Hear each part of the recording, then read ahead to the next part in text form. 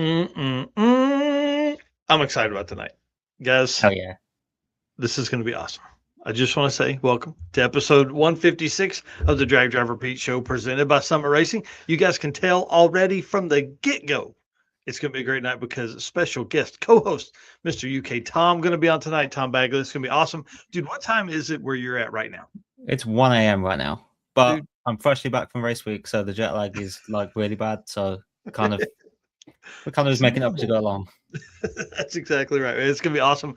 Tonight's show is a big one. We've got the four quickest racers from Rocky Mountain Race Week 1.0 2026.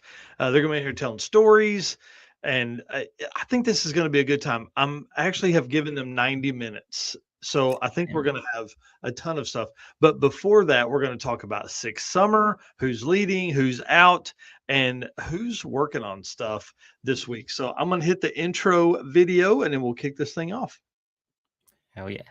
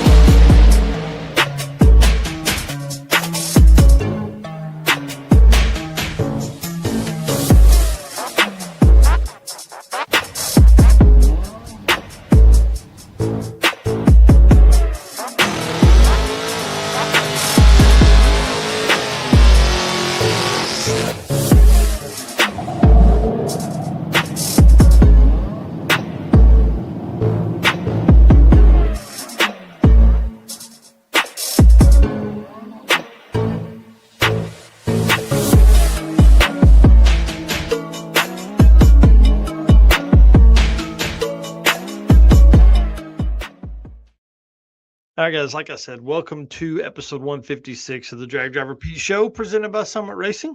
My name is Mike Narks. I'm the host of this episode you're watching here, and then also the host of the news that happens on Saturday mornings. And my guy tonight, my guy to my left, I mean, I can't call you my right-hand man, No. except you kind of were you were like the extra hand I needed at the circuit. And then, dude, you kicked ass at Rocky Mountain. But Tom, tell them who you are. What's going on, man? So my name is UK Tom, or better known as Tom Bagley, or Corndog Tom, or the guy that needs a wife. Just saying. Yep, here, fresh off Rocky Mountain Race Week. Mike hit me up like 5 hours ago and said, "Hey, can you co-host, please? Because Eric is really busy right now." So, Yeah. hell yeah. Yeah, Like, Eric, who normally sits in that seat, is he's at Six Summer and having a good time. Him and Tommy Dupree, I think he's trying to find Tommy. They were going to have a good time and kind of imbibe a little bit tonight because it's rainy up yeah. there for Six Summer. So you got to do that kind of stuff as you go along. Well, guys, one of the best things about Tom being on tonight is he is one of our race car friends. So like I say this every week, like thank you for being our race car friends. Thank you for all the stuff you guys do for us. Tom is one of those people that does that stuff for us, and other folks are going to be on tonight. So it's going to be kind of fun hanging out with them. And the comments, I'm sure, are going to pop off as they are already because you are in here. So it's going to be awesome. And then, of Hell course, yeah. thank you to our sponsors who make all of this possible. Without those guys, without these folks on the screen, we couldn't do what we do here. So just want to run through them real quick. Summit Racing, of course, title sponsor of the show, the news, and the circuit. I mean, they're a big part of not just what we do here, but all of Drag and Drive, not just sponsors, but also racers. Tommy Dupree, Jim Greenleaf are racing at Drag Week, dude. This is going to be fun. Tommy's new car, he That's did gonna be cool. turn and burn in it. I mean, dude, this thing's going to be nuts. I can't wait to get my hands all over it and look at it and touch it. Of course, Deech Works, the official fuel delivery of Drag Driver P, but also the official fuel delivery of UK Tom as well, bro. Oh yeah. Oh yeah. You put Big that part of that system to work. 951. Yeah, put that system to work, and we went 990s at like 8,500 feet DA. So didn't need it there, but we needed it down south, and yeah, it was crazy. That's for sure. Molly Motorsports, of course, first or best stuff, best pistons in the game, pistons, rings, all that kind of cool stuff. They've got Driven Racing Oil, who's at Six Summer right now in the truck and their brand new trailer. And Eric, if you're watching this, I need footage of the trailer, bro. We need footage of the driven trailer that's up there. Of course, Howard's Cam's our boy Luke B over there, valve train specialist. I mean, that dude can get stuff done. The old truck running Howard's Cam stuff. J-Wire Solutions, who's on Six Summer right now. Yep. So you can call the shop. People are going to answer. They're still doing work that week, but Jay Blanchard of J-Wire Solutions is working right now, leading the 6th Street Race class. AFCO Performance Products, of course, Eric Saffel and Rex French over there, bro. If you want to go fast, is AFCO suspension's the way to go. Performer built transmissions, GM transmission builders. They put a 4L60 in the 7s. I know I say that every time, but it still blows my mind, dude. It's still pretty wild. Crazy. Absolutely insane. Yeah, Car Change 3D. Big shout out to Corey Nicholson, who made a post that I thought was really cool. He said, "What should we do for these drag and drive guys? What are products that we can put out?" So I've got some ideas whirling around in my head. Best 3D printing folks out there in the game, and Low Dollar Motorsports. Do you have a couple Low Dollar Motorsports sensors? I do. We have a couple of Low Dollar Motorsport sensors. Got boost pressure sensor, wastegate pressure, oil pressure, which isn't actually wired up, but it's there. And shifter sensor. So yeah, it's great. That's awesome. Well, guys, if you're doing some shopping, hit these guys up. Help support them. Help support us. All that kind of fun stuff. All right, we're gonna let Brian Loans tell us about Summit Racing and what they got going on, and then we're gonna get right into it. What does it mean to be built with Summit? It means you're hitting the autocross, drag strip, road course, trail, dirt, or open road with confidence. Because built with Summit means you're using parts from the top names in performance, priced to make your project affordable. And it's all backed by trusted tech expertise and blazing fast shipping. Summit Racing Equipment. Let's build it together. SummitRacing.com. Oh man, I just saw the comment here from Rodney Reeves, dude. This guy in the shop working on the 55, listening for inspiration. Get after it, bro. Dude. Get to work. And then how about Nick Deal being in here as they kick ass and take names at 6 Summer? And then Josh here. I know Josh is there with the lizard. That's an inside joke for us race weekend of friends. Awesome. Well, let's not tell that story. Let's not tell the story here. Inside stories, you got to be there. Yeah, absolutely. Be on site. That's what makes it great. All right. Alex Arquette's asking if you're good over there. I'm good. Race week FOMO, getting all of that, but yeah, we're getting there. That's awesome. It's tough. It's tough getting back to the grind, dude. It is. It's difficult, but it's even not as tough as the day that these guys are having. No way. I sent a message to Tommy Dupree and said, "Hey, tell us where's the Summit Saves the Day stories?" And he said, "There's too many. There's too many to tell." So I just grabbed a couple of shots here from Sick the Mag Facebook group.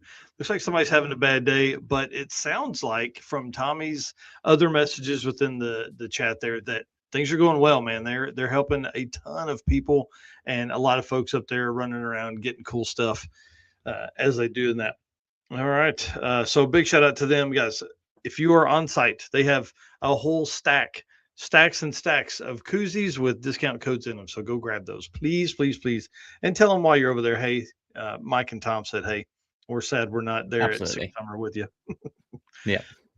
All right, dude. Well, some drag drive repeat updates. This is a fun one. So want to say thanks to everybody that has purchased some of the high resolution and printed photos.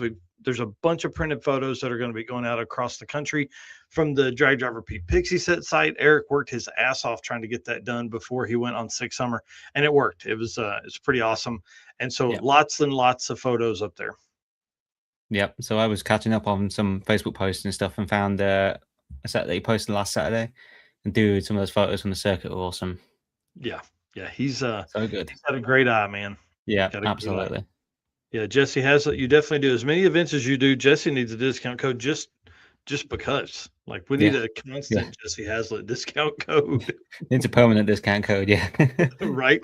If you guys were paying attention the last couple of days, we announced an invitation-only 32-car field at the short circuit in November. This is going to be nuts. The first bit of invitations are going to go out tomorrow. I know I said last Saturday they would start going out on Sunday, but I had to get the rules set right, man. I had to get the rules right. So they are right. We're going to go over them in just a minute in the driven segment, talking about all of that stuff. So that'll be fun. First 4 invitations are going to be to Adam Hodson, Austin Sanchez, Dave McKenna, and Travis Martin, the 4 fastest cars of Back to the Street. So that should be kind of fun to send those out. And it comes with a whole deal. Like you gotta say yes when we send it out. So get ready for all of that, everybody. Yeah. Race Car Friends member updates.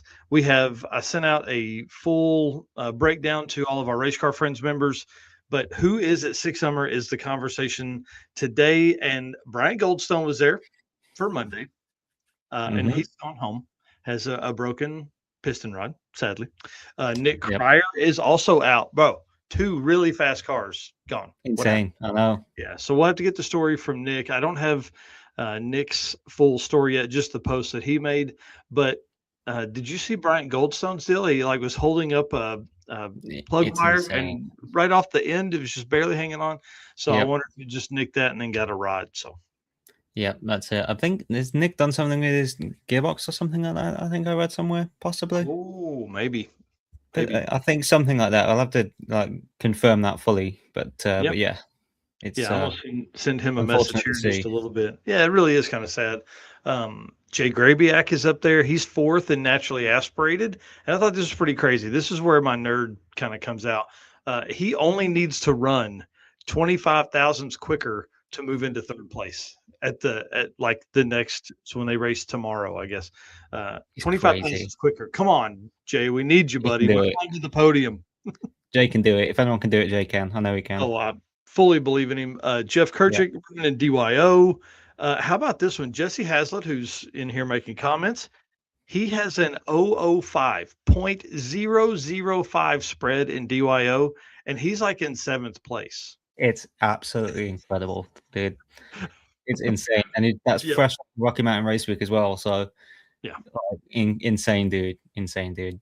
He is a badass man for sure. Rob Lamperic up there, Pro DYO. He's running mid-pack with a 0.2 spread. There's like 25 cars in that class. And then our newest member, Katie Clark in Sick Freaks. She's running in the middle of the pack with her Ford Explorer ST, which seems kind of fun. I may have to look at those a little closer as we get through there. And then big shout out to Eric for grabbing this shot of the milk truck.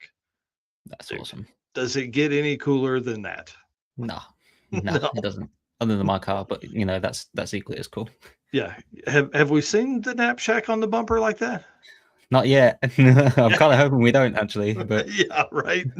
It's the up isn't the problem. It's the coming back down is always the issue. Well, good luck to them. Of course, the milk truck is still on. Nick is following the family. I guess probably the daily driver, and they're going to hang out and do the week in the milk truck. So he's still going to be there. So go by and say hey to him. All right, let's talk about some driven stuff. Let me play this ad, and then we will kick off with some event stuff. Hey, it's Brandon from Fort Smith, Arkansas here. Driven Racing Oil is a performance engine oil that can do it all. GP1 is the ultimate oil for any race or performance application. Whether launching hard at the drag strip, enduring the extreme heat of off-road and circle track, or pushing the limits in top-fueled drag boats and demo derbies, winning racers choose GP1. Compatible with engines from classic hot rods to cutting-edge race machines, GP1's unique surface cleaning and high zinc formulation ensures superior wear protection, particularly for flat tappet camshafts, while solving issues like cylinder washout with methanol and ethanol fuels. Crafted from the legendary Bradford, Pennsylvania base oil and enhanced with state-of-the-art additive packages, GP1 offers the best in protection and performance. Oh, dude. And code DDR10 for discount code at anything on drivenracingoil.com. Hang on just a second. I'm messaging Jason Hurley and them. If they want to jump on, feel free to jump on at 8:30. Okay. Or whatever. Eastern, 8:30 Eastern, whatever time it is for you. Yeah. 1:30 a.m. Yeah. in the UK. 7:30 here in the middle part of the U.S. All right, so Driven Racing Oil, again, they are on site at Six Summer. Go up there, make sure you talk to them, say hey, do all the cool stuff that they got going on there. Events left in the month. Actually, I'm going to take this off. I didn't do a very good job tonight of adding a bunch of extra photos, except for the guys at the end. So this Saturday is the 2-lane throwdown at Tulsa Raceway Park, presented by Velocity Motorsports. That's our single day drag and drive event. 100-mile loop. It's like 99.6 miles, which, by your driving style, it's 100, right? Yep. Like that's what you're going to cover. It's easily 100. Yeah. Oh yeah. If you don't make it to 100, you're not doing enough burnouts. It's exactly right. Yeah, we need some odometer stuff at the end of this. Plenty of opportunities for burnouts. I think there's going to be some really good shots from this thing too. But I'll run through the schedule real quick. Gates open at 9. Racing starts right away. So be ready as soon as you can. I want to do a quick 5-minute driver meeting, 10-minute driver meeting at 9:30. One pass you got to submit in the morning before you get your route instructions, which I left inside, and then one in the afternoon. Both of those times will set your average for the class standings. And then we're doing pizza and snacks and drinks and all that kind of stuff at Velocity Motorsports. I would love for everybody to be there about 2:00. That way we can have a little bit of time because the track doesn't open back up for us in the afternoon until 3 p.m. 100 miles, like Tom knows, like the back of his hand, 100 miles is 3 hours. So if we could get folks leaving about, 11, that would be great. So get in early. That gives you 2 hours to make your pass you're happy with. And then, of course, we've got 6 classes that go along with this event. And you can find it anywhere. 2-lane throwdown presented by Velocity Motorsports. That's our next event. And then Route 66 Roundup, which was going to be our event August 2nd. Sorry, Route 66 Roundup. August 2nd is going to be postponed. They have had to reschedule that date, and they don't have a new date yet. Something came up with the Motorama event staff, and they need to move that back. So we're going to find a way to do it in a time, but no tickets have been sold on that or anything like that. So it should be pretty easy. And then, of course, back to the street stuff. Dude, I'm pumped about this. This is going to be a fun one. Again, George Ray's Drag Strip. This is in Paragould, Arkansas. I've been jokingly saying this is Brown County's Big Brother, right? It's going to be a really cool track. Dude, this photo is like 4 months ago. This isn't like an old photo. It's on my bucket list to get to some of these really cool, like small 8-mile tracks, because there's so much history and everything to them. It's amazing. Yeah, this one's going to be fun. I was talking to Tyler Russum, who is George Ray's grandson, who now manages the track and stuff like that. I mean, basically, George Ray went to the city and said, "Hey, I would like to do a drag strip. Drag racing is big time. I'd like to have one here." And they said, "Nah, we won't give you any money for that." And so he said, "Okay, well, I'm going to build it myself." And then spent like the next 5 years pouring concrete out there so he could get this drag strip going. So at one point they ran 1/4 mile on this thing. At some point they were like, "That's dangerous as hell."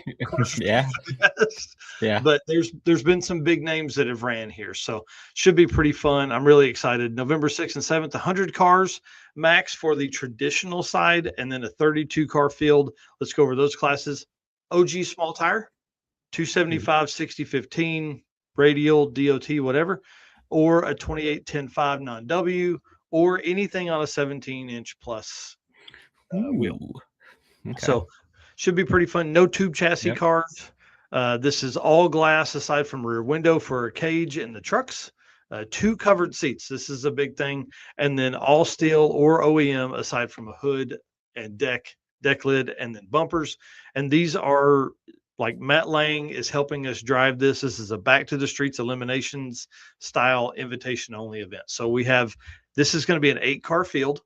Racers are going to race Friday night to set a winner's bracket, and then that's what's going to run out there. So we have OG small tire. We have stick shift, H pattern shifter only. Leg activated. You got to kick that thing with your leg, and then a manual clutch pedal, of course, at that point. And then 650 index. This is where this is going to get fun. 650 index is always one of our largest classes at the circuit.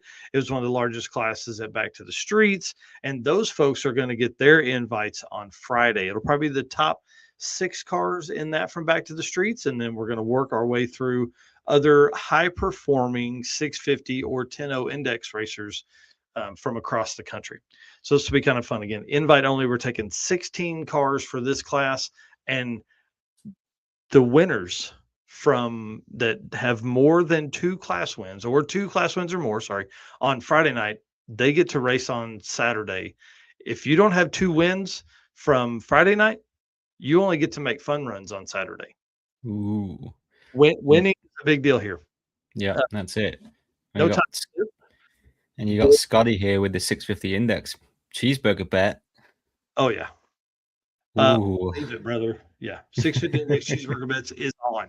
We're in. Yeah.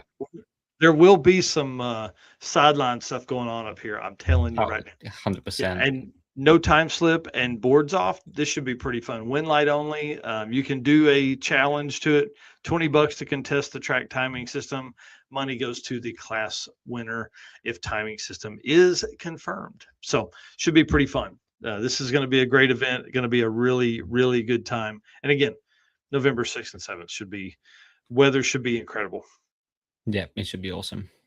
All right, real quick, we're going to cover results from Alaska Speed Week on Saturday. When Eric is back, we're going to go class winners, fun stories, all that kind of stuff. And then, dude, did you see Matt Frost post today? Dude, I did, and it really got me thinking, how did I pull this off?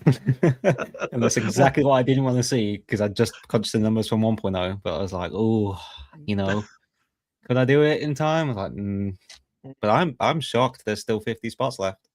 I can't believe it. Race Week is one that has always sold out. I think as the hype of these events comes strongly, I think a lot of it comes hard really at when people are signing up. Yeah. Like once opening registration day is done, people move on to the next thing. So we've got to do a really good job as far as like participants. And then also promoters is reminding people, hey, you can sign up on a Tuesday after an event has gone live on a Saturday. You can do that if they don't sell out. So that's it. Race Week's going to be a great one. I'm doing Oklahoma City, Tulsa, and Mocan of that in my old truck, which should be kind of fun. And then they're going to do Great Bend and there to start and to end. So that'll be awesome. 2 trips this year to Great Bend, the brand new facility. Dude, how nice is that place? Oh, dude, that place is so awesome. Like being able to run there as well, because that was when I first bought my car. That was the first track that actually it got cancelled. We were removed because of the resurfacing problem. Wow! And so I never actually got to run there. So this is my first time at Great Bend. Dude, that's awesome. It was my first time too, and I love that place. It was so nice. The Yeah. new shower is great. The media room is incredible. And then just the whole grounds, man, that place is really, really neat. It's gigantic though. Bring a scooter. Yeah, it is. Get ready. Yeah, it is. You see, Eric has taken 5,700 plus photos in 3 days. Oh man, he's in trouble. Eric, you're going to be busy. Yeah. Being the rain day today, I think probably hurt him. As far as like his clicker finger is going to be wore out. Yeah. Wow, 5,700 photos, man. That's awesome. So that's crazy. One thing Matt did want to let you know, he said, poke your fast friends. There's some potential to take home some real money. Like Jason Hurley did. He took home $17,000 because he won the unlimited class and the BMF 8 shootout. So pretty crazy. It can be done. Like it can be done. Yeah. Hey, Alex said he would cover your entry. I know, dude. That's probably the least expensive part of that trip. No, maybe. Josh is offering to buy the cookies, which is also up there in the cost of things for me. But yeah, it's if there's a way that I can do it, I will. But we'll have to crunch the numbers later. That's awesome. Cookies. What cookies you talking about, dude? The Chips Ahoy chewy cookies. Oh, they're my guilty pleasure because we don't get them here in the UK. That's so crazy. So we can't find. There's no chewy cookies anywhere. It's not like you can't just buy these ones. You can't buy any chewy cookies in the UK anymore. You used to about 10 years ago. You used to be able to get a chewy cookie. Yeah. Now you can't get them anywhere in the UK. Wow, I would say mean things about where you live, but you've seen the light. You're coming to the US at some point. Yeah, that's it. And Dingy's right. I did stop the convoy because I couldn't reach the cookies in my car.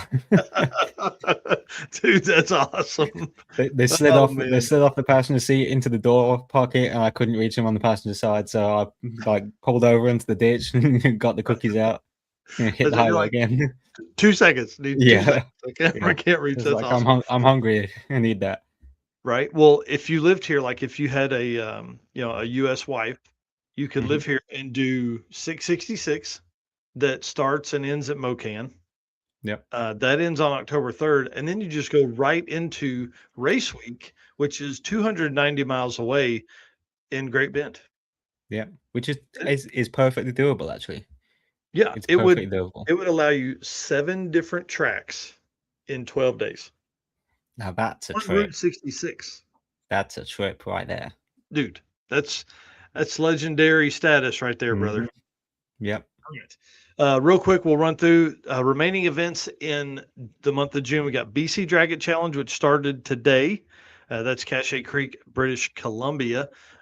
Big shout out to Paul Fournier, who is up there giving us coverage from there. He's going to write us a quick recap. He's going to send us some photos and videos. Going to be awesome. I can't wait to see that come back. We've got obviously our Street and Strip Series 2-lane throwdown on the 20th at Tulsa Raceway Park. We have Home Quarter Dragon Drive, which starts on the 19th at Saskatchewan International Raceway. So that's 2 Canadian events, same weekend. Okay. Then the next weekend, East Coast Dragon Drive, the 26th through the 28th on the other side, completely the other side from the BC in Miramichi Dragway for East Coast Dragon Drive.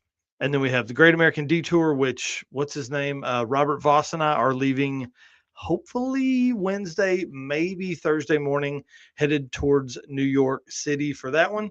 That's June 27th. They're going to end in California in Modesto on July 4th. I don't know if this could be a better all-American trip that you could take anywhere in the US. This is going to be crazy. Cool cars across the country the week of the 4th of July. I know that doesn't mean anything to Tom, but everybody that's here in the US, that means something to us. Yeah. Tom's like, yeah, it's a Friday. Yeah, it's a normal Friday for us. Well, I just sit here at home and wait for the abuse to come through from all my American friends. It's fine. Yeah, it's fine.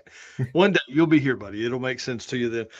Buckeye Skips, June 30th through July 2nd at Coonley Motorsports Park. Y'all, this is the end of 11 events that we've had in the month of June. 50 events total for the year so far. You can find all those events at dragdriverepeat.com/events for all of the event lists. I created a damn interactive map and did all the cool stuff, So there's a lot of blue dots across the U.S. I'll tell you that much. Yeah, and some outside the U.S. as well. Yeah. Oh yeah, all over the place. So big shout out to Driven for all they do for us here at Drag Drive Repeat and for all they would do at the for the entire community. Do you run Driven in your car? I do. GP1. Yeah. Damn. Yeah. That's awesome, man. That's why it just continues to go on. That's why it's alive, whether they have an oil pressure sensor. Thanks, Driven. That's awesome. Red Hat Scotty said, I'm going to send Tom all the fireworks videos from the 4th this year.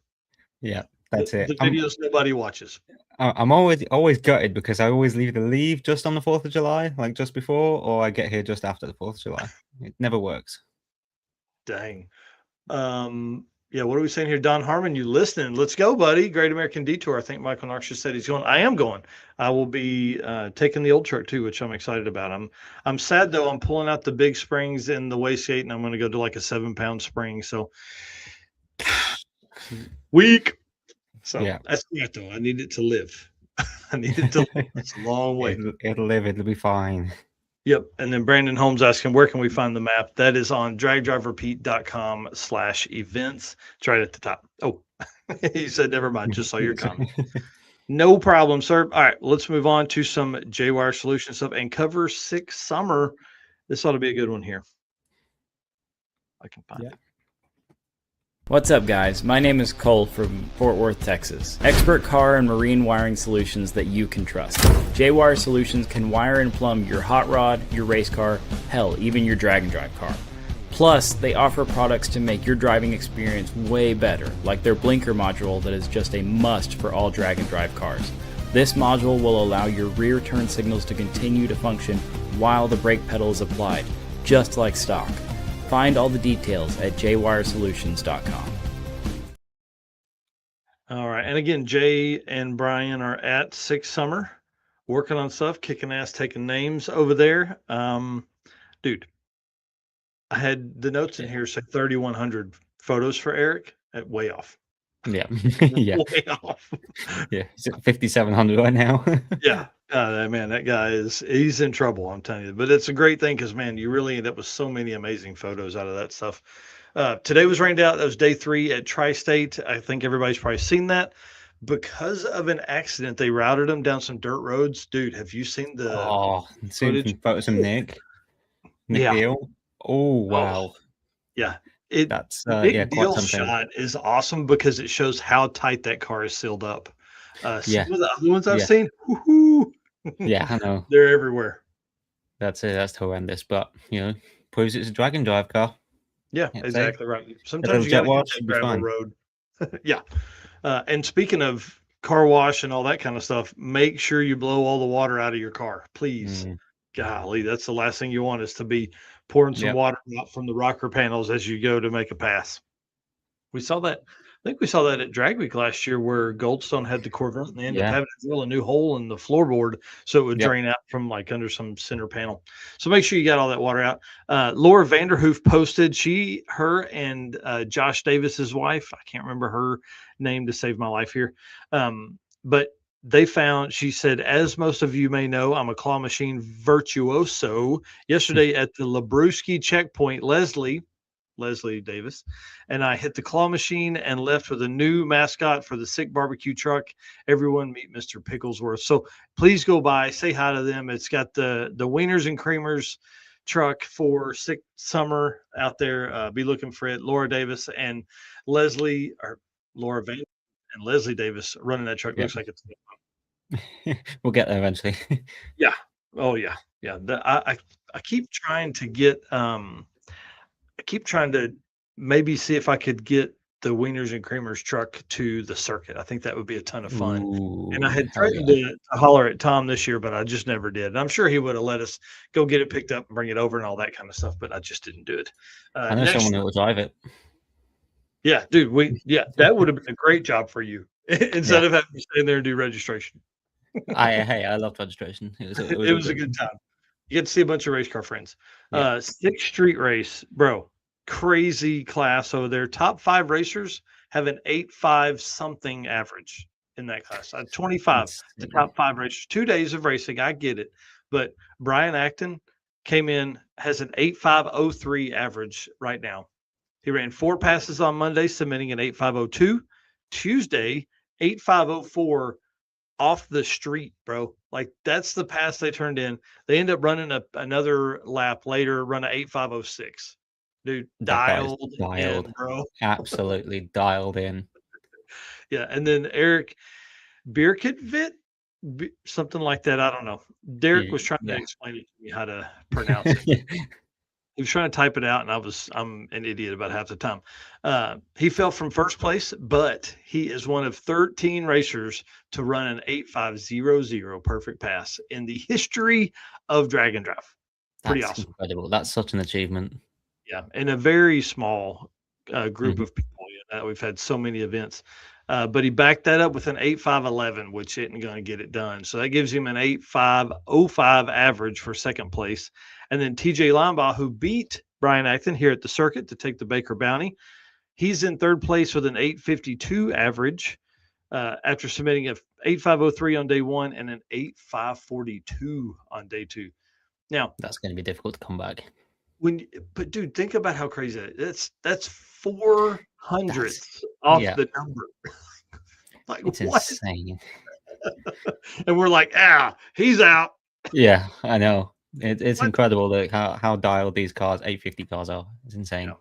Yeah, it's nuts. Street Race 275, which is the other 850 class. The top 6 cars in that class have an 8.5 something average so far. So that's 11 cars in the 2 850 classes that have an 8.5 something. Cameron McCaughey leads that class with an 8.508 average after turning in an 8.505 and an 8.512 for day 2. Jeremy Ortiz is in second place, 8.509 average after submitting an 8.517 and an 8.502. So, dude, these guys are on the money. Like, it blows my mind. Yeah, it does. And I think I want to go 850 racing. Looking at these makes me not want to go 850 racing. Dude, if you were like a 20, bro, you might hang it up. Yeah.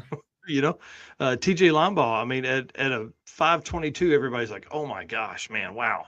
But I think that's part of the struggle when we're looking at this stuff is those numbers look so far off. but dude, That's all it takes is yeah, somebody running a 855 and suddenly, the whole thing shifts. yeah, that's it. The next four, listen to these averages. You ready? Chris Mary, 8.541. Bill Spangler, brand new Godzilla twin turbo powered FUB, 8.548, so 7th thou. Mike Chenoweth and Josh Lappins, Lapins, are tied at an 8.5865. Incredible. Dude, to Absolutely the incredible. 10,000ths, they're Yeah. tied. So absolutely insane. Do you have your notes pulled up? I feel I like do. I've just been hammering this No. at you. So once you run us through a couple other ones, and then we'll start kind of flopping these around. All right then. So unlimited, you have Dave Schroeder running a 6097 on day one, which is a new single pass nitrous record for the quickest pass in Six Summer history. It's That's pretty bad. incredible for a nitrous car as well. I mean, that motor's big. I forget how big it is off the top of my head, but that's 800 insane. and something cubic inches. And Yeah, I'll have to look. I'm working on something to where I could look at this, but that may be the quickest pass, day one pass in Drag and Drive. you know what? I think you are Like, correct off the top of it's- my head. I know it is It's, for if 6 it's up there, if it's not, Yeah. Yeah. It's within the top, and I think it's probably a top 10 all-time pass as well. Yeah. So yeah, pretty incredible. yeah, absolutely. He went a day two run of 6.641, so he's got an average of 6.369, which is very respectable for that car on that event, which is great. You got Josh Davis running a 6.298 on day two. It's giving him an average of 6.392, just 0.023 behind Dave. Man, Incredible. yeah, those guys are Insane. very fast. Very, very fast. Yeah, with two wildly different cars as well, which is what I love about Drag and Drive. Yeah, I mean, you've got a legit pro mod. The Corvette is a 100% pro mod. Yeah. Obviously, it's a street car from there. But then, Devin's Mustang it's a pro mod. I mean, nobody is disagreeing with that. But it is, same, pretty close to the factory wheelbase and factory bodied car ish. Yeah. So looks like a factory body car, from the outside. for sure. You put stock wheels on it and take some extra bits off the back. It looks like a stock Mustang. Yeah, how fun would that be? Oh, that would be gangster. Destroy It really people. would. It really would. Yeah, that'd be awesome. Alex Taylor leads Unlimited Iron with a 677 average, and with Goldstone out, dude, she could cruise because from here, Tom Bailey's in second with the Durango at an 806. Yeah, so that's it. I don't know. I know the Taylors, and I don't think they will. I think they'll just try and probably not swing for the fences, but they'll try and run a 6 every day. That's the main goal, I think. Yeah, I think you're right. Yep. You've got Steve Morris leading heavy metal with a 6.71 average, with Nick Reinhardt in second with a 6.86 average. Yeah, big shout out. Another really tight class. Yeah, big shout out to Nick for kicking ass and taking names. And actually, I think I miswrote there. I think. Oh no. David Deal leads modified with a 671. I think maybe Steve Morris is 61717. And then David Deals is 6713 or something like that. They're really, really close. Yeah. And an interview that David Deal did with Emily Reeves, he said, "Hey, I just want to beat Steve. That's all." So second place, Chuck Stefanski, Big Three Racing in modified. They're 723 with an 8 average for him. Yeah, incredible. You got Lamar Swindle leading Pro Street with a 7.426 average, with Craig Douglas in second with a 7.635. Man, another tight class. Yeah. Bob Hess leads Super Street with a 736 average. Second place, Jesse Lasco in second with 783 average. Yeah, and you got Brian Crane leading Stick Shift with an 8.10. And then Bob Gruber in second with an 8.54. But get this, he's 850 limited. This is where we're seeing the is it worth it to have a second stick shift class?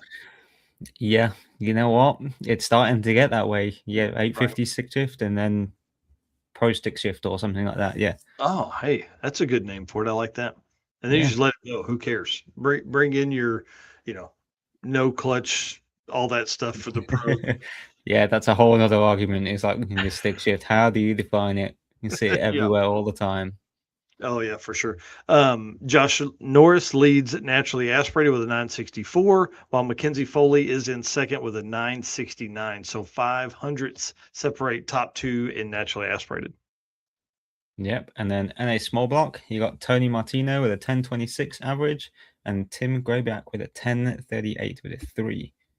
Dude, that's awesome. Rowdy Radio, this is going to be a fun class to watch. Again, we're going to talk to Donovan Linwood here in a minute, who is your Rowdy Radio winner from Rocky Mountain Race Week. So Frank Webb taking off in the Rowdy Radio class this year. That's that really red, orange, chrome Fairmont, 472 average. Day one runs a 469. CJ Durbin in the little gray and blue S10 has a 507 average. His day two pass 490 with a 2. Pretty freaking badass. Harley Town in third place in the blue car from the Deal Brothers, 509 average.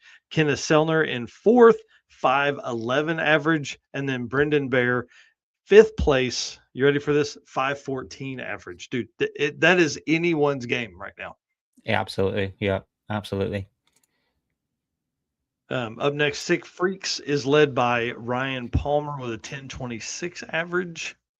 Yep. And your Gasset class, Jay Noble leads with a 10.046 average.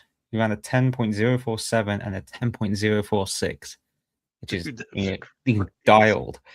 Yeah. Then you got Darwin Peterson with a 10.0565 average. So that's a stupidly close Gasset class. Yeah. Yeah, 100 separates those guys. So that'll be kind of fun to watch. In the Beetle class, Chuck Fryer, 11.605. And then I'll let you do Pro DYO because I'm proud of Gracie. Yep. So Pro DYO, you got Grace Fenstead and Mark AV with a 0.004 spread. Like, that's great. And then Josh Lester with a 0.06 spread. The top 10 spread is less than a 10th in Pro DYO. How insane is that? Yeah. And that's 850 to 999. Yep. I mean, it's insane.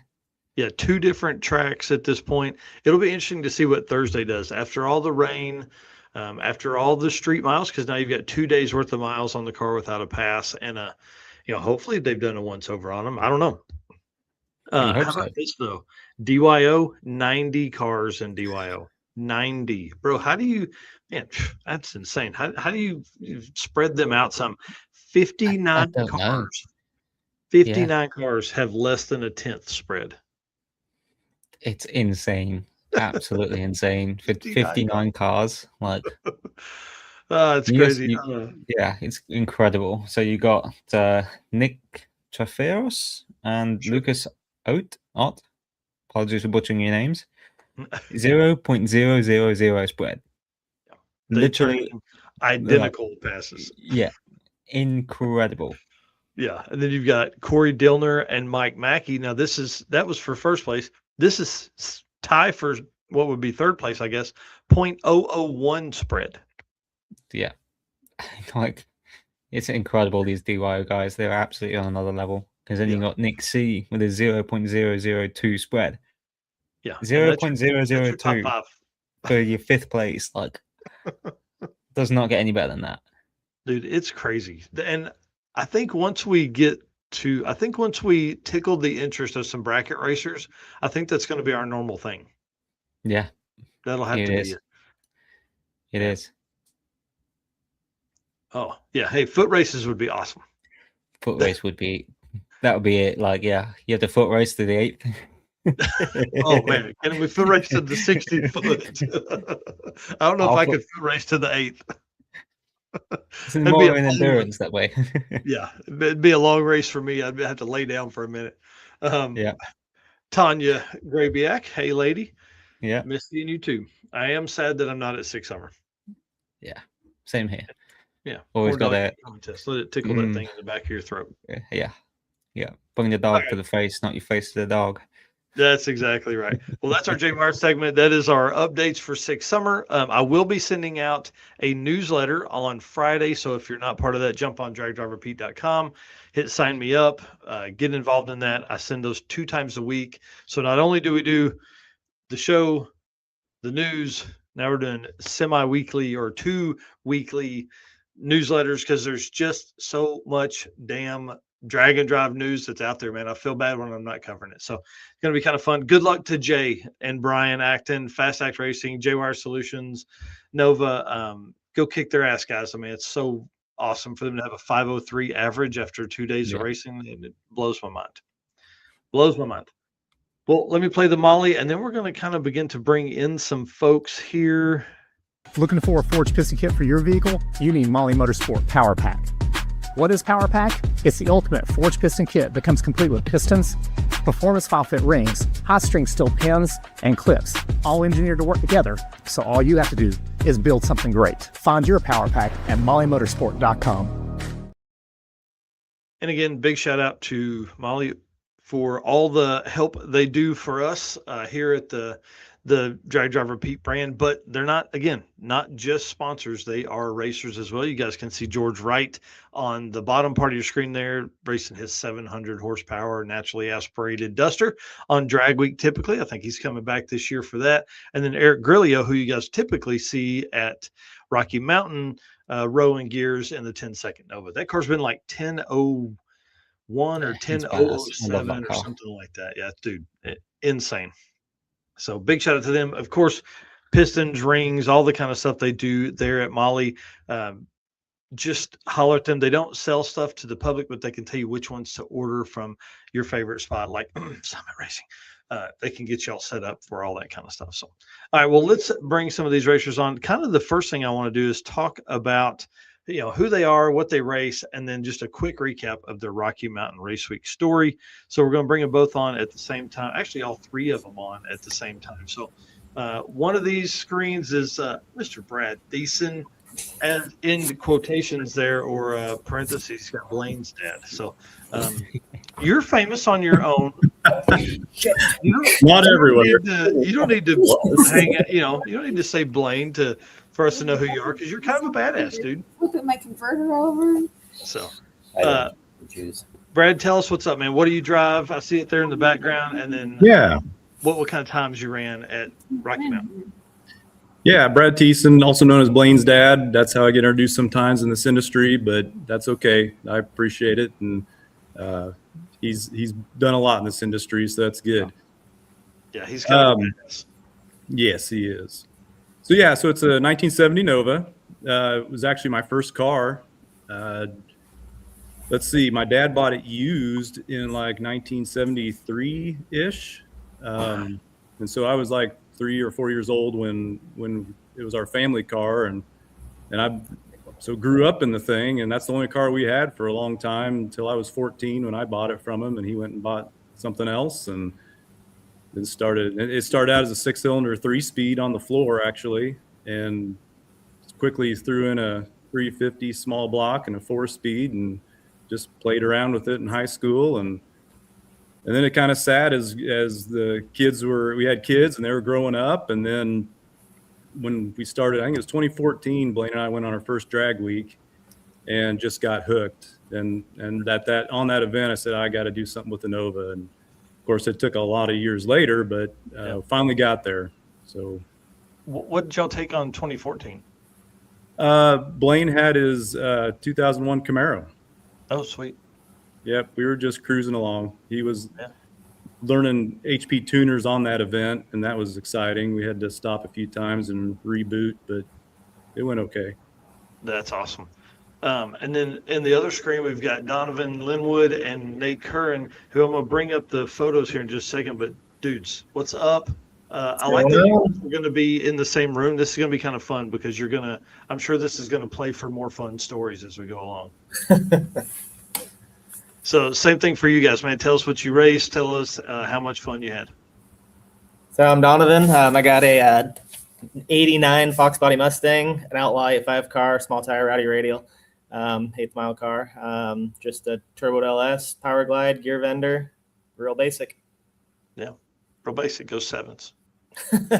It's been 7s. It's out of gear by about 1,000 foot, so it's coasted in the 7s. Nice. Nate, what about you, buddy? Nate Curran. I have an 80 Fairmont T56 car, LS turbo, super basic, just a 5.3 deal. Yeah, I want to get nerdy with you here in just a little bit and talk about Oh, the boy. primaries and all the kind of stuff. But we don't need to do that right as we introduce you All the guys. stick People will- shift info. Oh yeah, for sure. We need more info. And then bringing on now Mr. Jason Hurley, the quickest man at Rocky Mountain Race Week. What's up, dude? Can you hear me? I don't know if you can hear me. Hang on, guys. I'm trying to figure out my audio here. Oh, Okay. Well, here's Donovan and Nate's car. What's going on in this picture on the right? What are you? Is that an officer? Yeah, that is. We were actually just draining the catch can, but nothing bad. No, officer, my foot slipped because we needed to drain the catch can. I needed to help. Yeah. Yeah. Nice. Cassie Lowry says she's here. We're here for all the stick shift talk. Oh boy. Stick shift racers and fun. Jason, can you hear us yet? Oh, he has muted his mic. Nice. Well, Jason drives the quickest car of Rocky Mountain Race Week, which I didn't grab a picture of, sadly. So that's the way it goes sometimes. I'd like to actually, Tom, I'm going to move you down here because this will be kind of fun. So this is twofold having Tom on here with us because Tom also raced at Rocky Mountain Race Week. So we can kind of go through some of these stories. So I just want to work through how did your week go? Like, were you running times you were expecting? Were you thrashing before the event to get your car ready? All that kind of stuff. We'll start with Brad.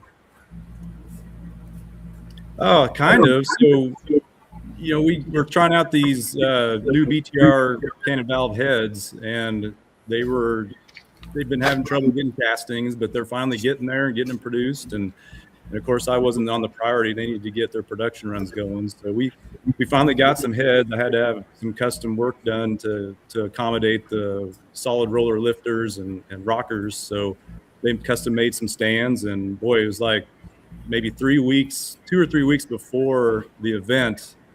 Finally got them, and I thrashed to get them on.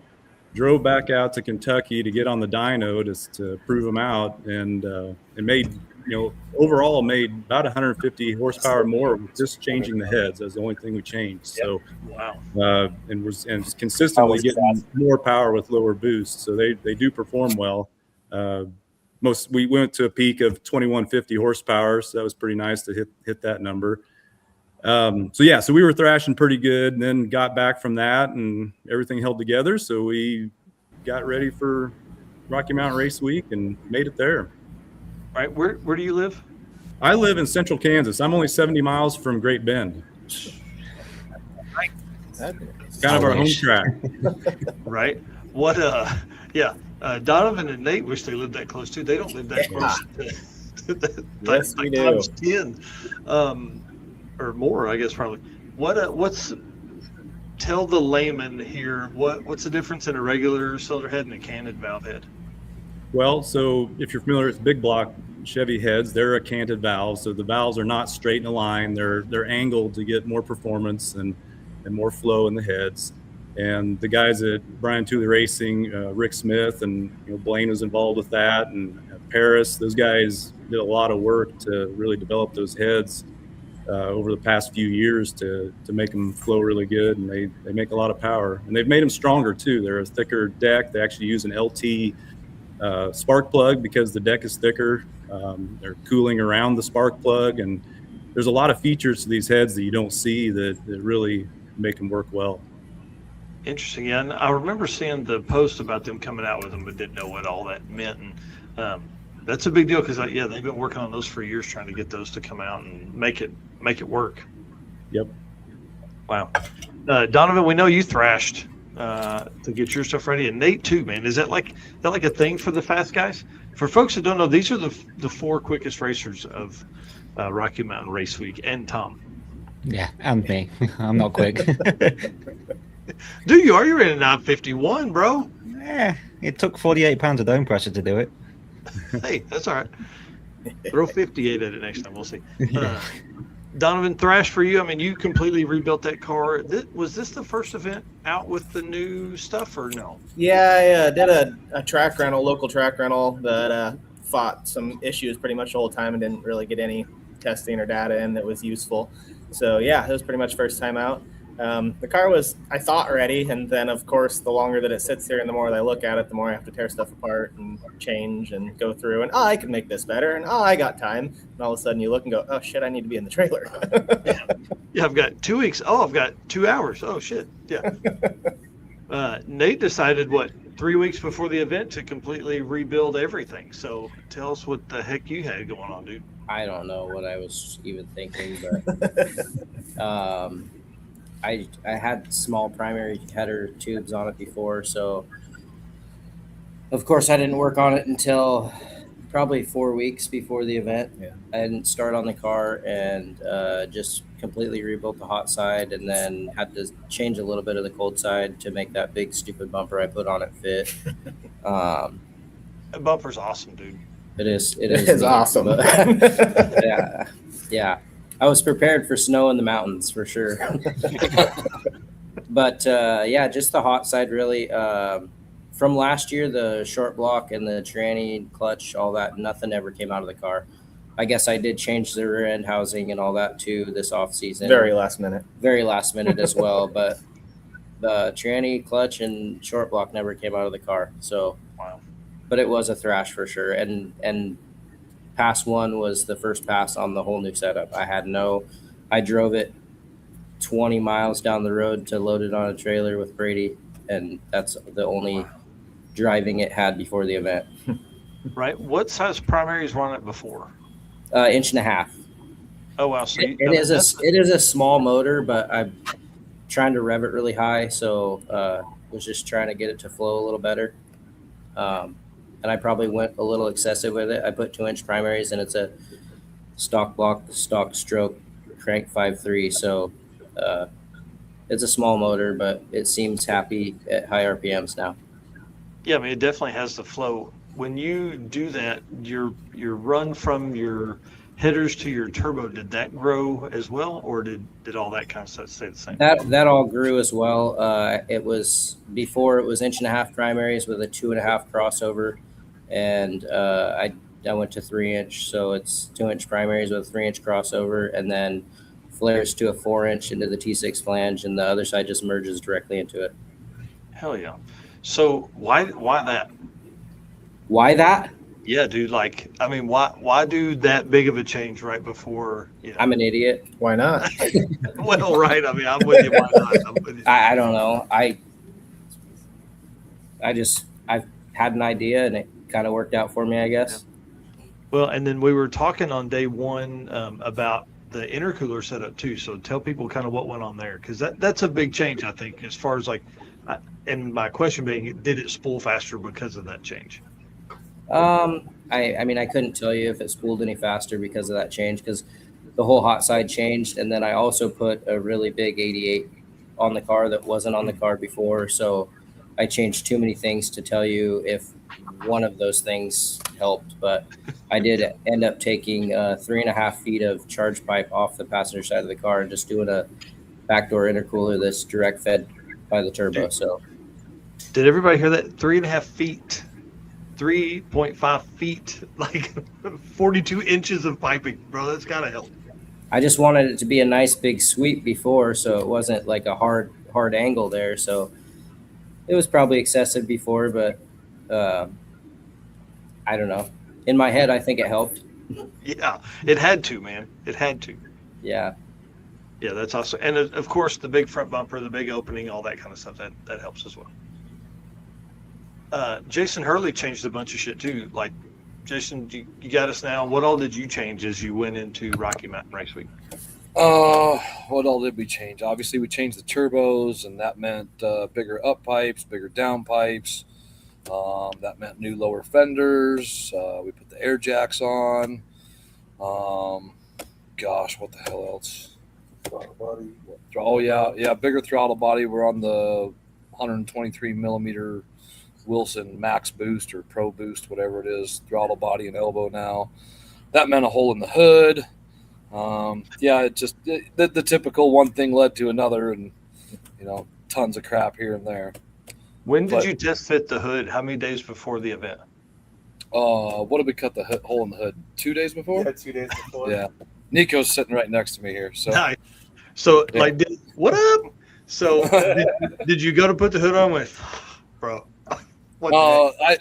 I mean, we had an inkling like as soon as we put that elbow on there that it wasn't going to fit. Didn't really worry about it at the time, and then confirmed that it wouldn't fit, and told Brent that he had to cut the hole in it. So You were going to do it. Leave it to someone else to screw up. Yeah. Oh, for sure. I didn't want to cut the hole in it. Brent's way more meticulous than I am. So Hole saw. There you go. That'll work. right. Tom made some huge changes too, dude. Tell us about what you all did before Rocky Mountain. Yeah, so I didn't start wrenching on my junk until 5 days before the event. We changed the drive shaft yoke, we changed the door bars, we changed like valve covers and stuff, which was a whole ordeal. New cooling system, which is again a nightmare because it was like, oh yeah, buy bolt-in stuff. None of it fit because it's a Fox body. And basically, they've all been in an accident at some point in their life. Yeah. So yeah, I left on the Wednesday before race week, and then it puked both head gaskets out of it in Tulsa the day before. Yeah. Which was So not the fun. entire day of tech no, it was during tech you got it swapped and then made your Yep. first pass at like what 10 o'clock, 10:30. We were in the lanes at 10:30, and then they had a big oil down, so they shoved us into the you haven't made a pass yet lane. We made a pass at like 12:30. Like, dude, that you had to be one of the last ones to make a pass then. Yeah, we were there. They literally tucked the car in the pit while I had the heads off it. No, I remember the tech guy coming over and he's like checking all the stuff. And he's like, "Oh yeah, we need to test the battery shut off." I'm like, well, that's not possible with the head's not on the car right now. Yep, it works. Yeah. So yeah, it was an ordeal, but we made it. So Man, that's crazy. All right, well, let's loop again here. What'd you do right during the week? What went right? Start with you, Brad. Well, I think we did pretty good on the drives. The drives are fairly uneventful, thank goodness. That long drive, well, that was a long one, 580-ish miles? That was I think something brutal. like that. Yeah. I think it took us 16 hours. It may have taken some more or less, but God. Did you do that in one day or did you split it up? we did it all in one day. Yeah, Oh my God, Yeah. dude. we did. I think the only problem we had Stud. was Blaine had a fuel cell that started to develop a crack, and so we had to seal that up, and that was about it. So that was good. We did that right. I think not just. I guess also it wasn't pushing the car too hard this time. Didn't need to win the class. So I think that was another smart thing to do this time as well. Mm-hmm. Man, what about you guys? I mean, my biggest thing was finally just realizing that I had something screwed up in the car, and I made a big bar adjustment and big change halfway through coming into Pueblo, and it just so happened to be the right change. I guessed very right. Nice. Nate, what about you, dude? I would say that with a stick car, something's always on the verge of trying to break itself or whatever. And I think that I was fairly cautious about making sure I had a one and done pass at the track before. Every day I told myself, if it gets down, I'll turn it up if I have to and try to send it down. But I just got super lucky and was able to one and done every day without having to work on the car. Right. I think in the recap I wrote, you were the quickest pass every day, right? In stick shift. Yeah. And that's Luckily. awesome. Yeah. I mean, hey, listen, that takes some skill there. Jason, what about you? What'd you do right, dude? Anybody that's been around us or with us, especially on race week, knows that we always night drive. And we took a big gamble this year because I had my daughter Bobby Joe racing Junior Street, and Roxanne was, driving my pickup Cholo, pulling the camper for her.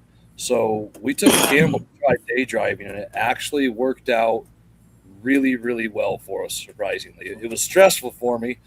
I like to get there as fast as I can and be there as early as I can so I can deal with any problems that we have. But it actually worked out really well. It made for a much more relaxed week overall. Interesting. So, I mean, Bobby Joe's she's probably not giving up a driver's spot, but I wondered if that would be your new normal, even if they weren't racing. You know, I don't know about 2.0 because 2.0 doesn't have the drive days, and it's a little more crammed together, you know. So we'll kind of see on that, but I would be looking for us to do more day driving on Rocky Mountain in the future. Yeah.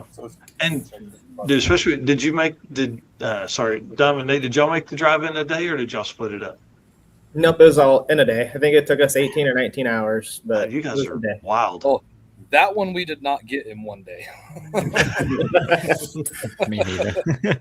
Unlikely to me, but yeah, man, I can't imagine driving a car at your level at that for that. You know, we would have made it in one day, but the car started going lean about the time that we hit Colorado, and instead of just throwing more fuel at it in the tune, I got super, super cautious because we've had so many issues, you know, in the past with melting pistons and everything else. So we must have spent 8 hours trying to diagnose it, I would say, at least 6 anyhow. So we made it to Mark Williams, I think, at like 11 or 11:30 that night, and then finished it the next day. Yeah. That's awesome. Does your trailer have? I guess your trailer probably has trailer brakes, being that you've done so many Rocky Mountain. Oh yeah, yeah. It doesn't have leaf springs right now, but it has trailer brakes. Nico, does that stabbing cabin have does that have trailer brakes? Yeah, it's got trailer brakes. I put a brake controller in my Mustang too, so nice. It definitely came in really handy around like Central City and all that. Yeah, so. Yeah, I can only imagine. What's that trailer weigh? The title said like 1,500 or something like that, but I'm sure it's all of 2,000 with all the stuff loaded into it. I kind of want to get on the scales just to see where it's really at. I honestly have no clue. I bet a margarita on 2650.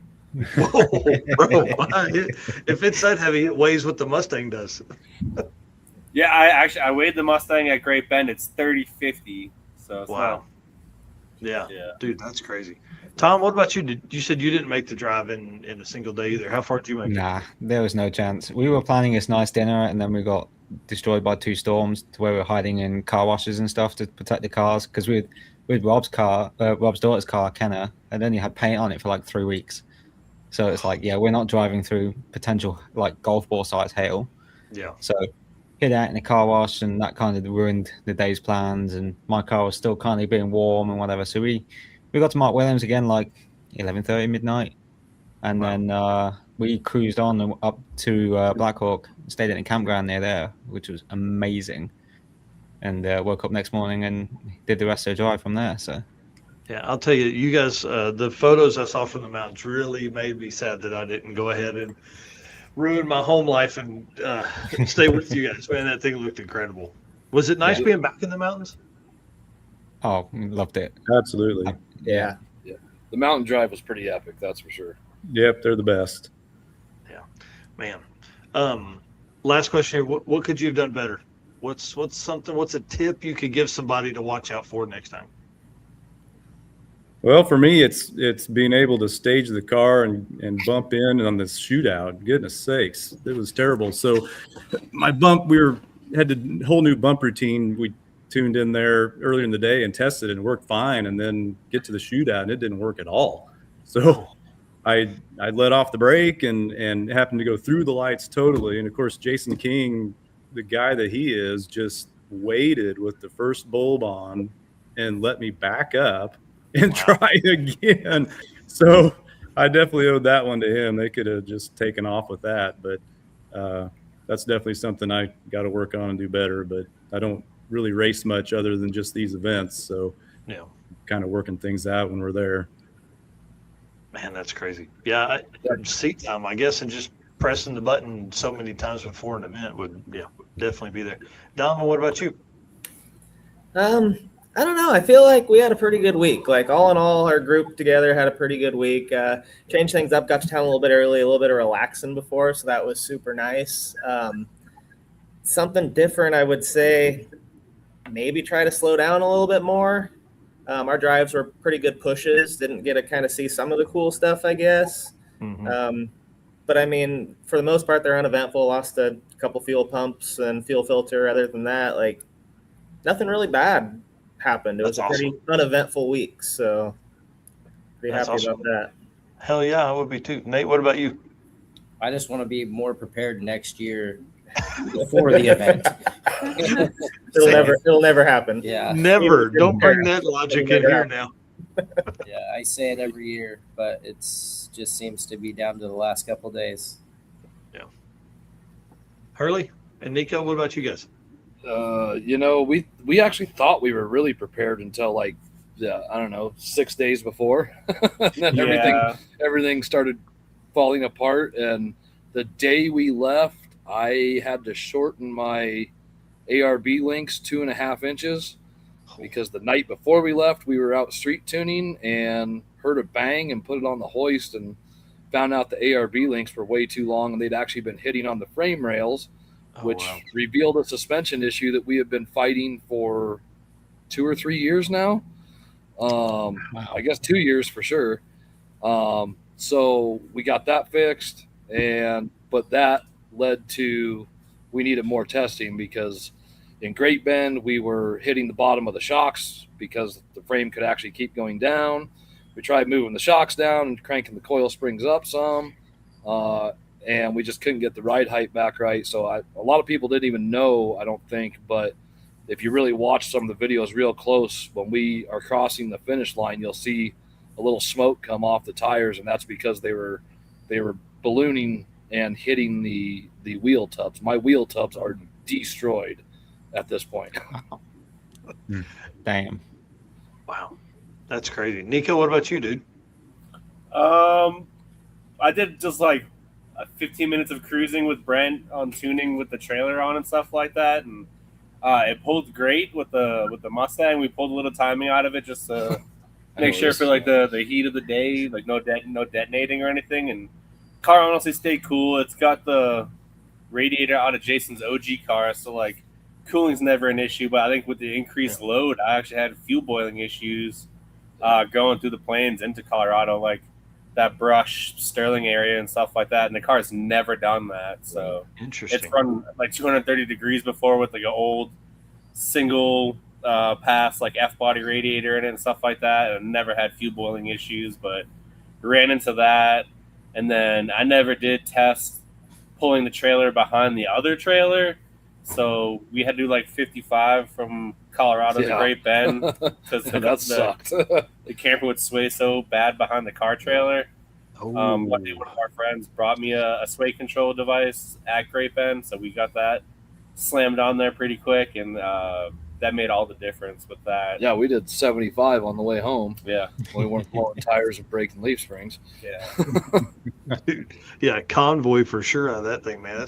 That's double pull and a ton of fun. Yeah. Tom, I think we know yours. Let's not take the heads off in the pits. Yeah. I mean, I'd like to say be more prepared, but it'll never happen until I actually live in the same country that I race in. Yeah. But yeah, I mean, to be fair, you can never be like 100% prepared, I don't think. I always go with the mindset of if I don't have it, I don't need it. And if I do need it, I'm sure someone in the pits has got it. Yeah. And, money can buy stuff. You can next day stuff from Summit. So, generally don't stress about like having everything all sorted and going. Like you'll figure it out. Yeah. The whole time in the back of my head, I kept thinking, I don't have an extra fuel pump with me. And Steven burned up 2 at the circuit in the old truck. I didn't have 1 at all extra. Like, that's dumb. so that's ordered, water pump ordered, all that kind of stuff for the Great American Detour coming up. So, yeah, Mike Digi says the one head was off in Tulsa. Hey, big shout out to Danny Gruba. Yeah. I think what he could have done better is probably not come, because he would have had a lot better life. He would have had a really nice weekend. Oh, man. He could have watched the live stream and had a good time instead of helping absolutely everyone. I know. Yeah, the only saving I'm so grace glad was he was there, though. yeah. He came, picked me up, and then the time it took to get there is I already had to head off in the Wildlands parking lot. So they Yeah. weren't that pleased about it, but yeah, Yeah. what a better place. You've been thrown out of better places than that. Exactly. That's awesome. All right, well, let me run through this real quick, and then we'll jump back into some fun stories. So big shout out to the Molly team, who not only sponsors Drag Driver Pete, but also a big sponsor of Rocky Mountain Race Week. And Jason Hurley, do you still have their pistons in there? Yeah, we got their pistons in there. They custom built us a whole new set of pistons. Like, it was a big project getting these pistons figured out between Eric at Molly and their engineers and Danny here at Meltdown Racing Engines. Big collaborative effort. They went back and forth for a few weeks on design and everything and settled on stuff. And yeah, it's a full custom set of pistons in there now. Dude, that's awesome. All right, well, let me run here, guys. Thank you again. Hit the share button as we move into the second half of the show here. Thank you for being our race car friends. And, of course, our sponsors. Can't do that without these guys. So if you're shopping, hit up Summit Racing, Deech Works, Molly Motorsports, Driven Racing Oil, Howard's Cams, JWire Solutions, AFCO Racing Products, Performer Built Transmissions, Car Change 3D, and Low Dollar Motorsports, which I'm sure you guys have a bunch of those parts over there. Let me do this ad read for Performer Built, and we will run into it here. Performer Built is the official transmission builder of Drag Driver Pete. At Performer Built Transmissions, the goal is to engineer and build the toughest transmissions on the planet. Performer Built doesn't just rebuild transmissions, they systematically re-engineer each model to eliminate OEM flaws and to achieve the highest levels of performance. That's why they say their transmissions are not just built, they are Performer Built. Okay, let's get a little bit nerdy. I want to talk. So, Brad, you're a turbo. You two guys are turbos. Hurley's got a turbo or two turbos. Why are turbos the best, and why everybody should just run those? Right? Like, have you guys always been turbo guys? Yes. Yeah. Pretty much. Yeah, I mean, it's the only way, in my opinion. I mean, really, like, you see, like, it just makes so much sense on valve train side of stuff. But is there a reason you do it, and what's your setup? And we'll just start with Brad. Well, you got drivability going down the street or down the road, and then you can make big power putting the boost to it. So it just seems like the ideal way of doing that. I see some guys with Pro Chargers and Superchargers, and some have to swap them out and take them off or change their pulleys. But I think it's I don't know, it works well for us for sure. And what size turbo setup do you have on yours? I have twin 485s on it with the 427 LS engine. That's awesome. And trans? Turbo 400. It's an M&M transmission, and I added a gear vendors this time for the first time, and that was really nice. Being able to cruise down the road with a lower RPM. Yeah, that's awesome. What kind of RPM are you turning at? 65, I got 70? 390 gears, and it was about 2,500 going 70. Oh man, that's awesome. Yeah, that is a bit of a game changer. And Domin, you said are you a Power Glide? Is that right? Yeah, Power Glide. Oh wow, with a gear vendor, right? Yep. Oh sweet. And you race Rowdy Radio. So how does that? What's your gear in the back? So I run a 355 rear gear, and then I street drive with 28s, so get a little bit more gearing on the street. Wow, it'll do about 70 at 2200 ish. Oh, that's badass. And then what's your engine combo? It's a Dart Block 427. The trick flow heads, single 88 from Midwest Turbos. It's the X275 class legal, GT45 base turbo. Air-to-air intercooler. Real basic. Just street car stuff. Yep. I did go to a 16 injector intake this year, and that was huge for me. That I was always just toeing the line of my fuel system. It was always my holdback point. Everything I did was just at the edge of the fuel system, and going to the 16 injector, now I'm making 30 pounds of boost at 40% duty cycle. It's super nice. Interesting. So what size injectors do you have? Do you have like a small set and then a big set, or? Nope, 210s all around. Oh, wow. Interesting. And then Brad, are you single, big, gigantic ones? Well, I've got dual fuel, so I got two complete different fuel systems. One that run on either E85 or I can use gas going down the road as well. And then I've got the billet atomizers for the methanol. Big honking daddies. Yep, 750s. That's awesome. Nate, what about you, man? Single injectors for me, just Wow. 210s. But yeah, T56. So I have double overdrive. So I'm like 2,000 at 75 ish. He's cruising in fifth gear at the speeds that I'll go. Yeah. Yeah. Yeah. He's like, I would go to 6, but it just lugs so hard. Yeah. Just basic air to air, 88, Jose 88. Yeah, it's a just rod piston 5.3 with trick flows and a very, very basic setup. Dude, that's badass to go that quick. It's what'd you run, like 850s or something like that? Hang on, I'm trying to pull it up. I went a 20 versus Hurley. I tried. That was a PB by like 3/10. Wow, that's awesome. Yeah. Yeah. And then did I hear that right? That Hurley spun and then got back in it and came around there at the end? Oh, yeah. Oh, yeah. Yeah, it's a mile an hour. Yeah. You're like, I got him. Oh, damn it. Too soon. I tried. Yeah. That's the way it goes. Jason, do you run 2 sets of injectors too? Yeah, we run. We just switched to Fuel Tech 810s on the top set for the methanol, and then we run Bosch 210s for our E85 on the street. Damn, that's cool. So, yeah, I need to have that as a problem. I don't even think I can. I know I don't make enough to even need 2 10s.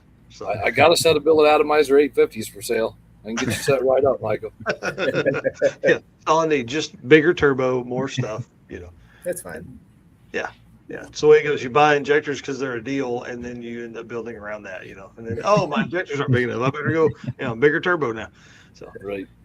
Tom, what about you, man? Are you single fuel? Single 1500cc Beachworks injectors, which is sweet. We're not even testing them as like on the 85 yet, which is great. And then the single DW810 fuel pump in the back in the stock tank. Damn, so that's it's awesome. killer on the 85, and then one pump on the street. Try and stick to E where I can. It just depends on the availability. So. Mm-hmm. And do you have a power glide or 400 in that car? It's a power glide at the minute. We might switch to a 400. Oh, yeah. I'm having my arm twisted to a 400 for another gear, so we'll see. Yeah. And do you have a power glide in it? You and Donovan both. Is it just because it's lighter weight? Is what you had? Like, what's the reasoning behind the glide instead of like a 400? Just what I went with. I don't really have a rhyme or reason. That was just my initial setup in the car was a bone stock 5.3 with a turbo and just a cheap power glide that I could put in there. And once I started kind of learning everything, it's just once I put a nice tranny in it, it's like, well, I know a power glide works. I know it's doing what I want it to do, so stick with it. Yeah. And on little tires, that low first gear of a 400, you're going to second gear leave a 400 anyways. So, yeah. Gotcha. Yep. That makes sense. All right. Well, I don't have a ton of notes here because I feel like we could really wrap around some stuff. But I just want to know, how nice was it to get back into the mountains with Rocky Mountain Race Week? I know I asked that question earlier, but like drives, how do you set up for that? Like, was it just nice being back there? Because for a lot of you guys have come out and we've raced at Tulsa and Oklahoma City and all that kind of stuff several times. So was it nice to be back in that and have those struggles that come with racing in real DA compared to, Tulsa and everything like that?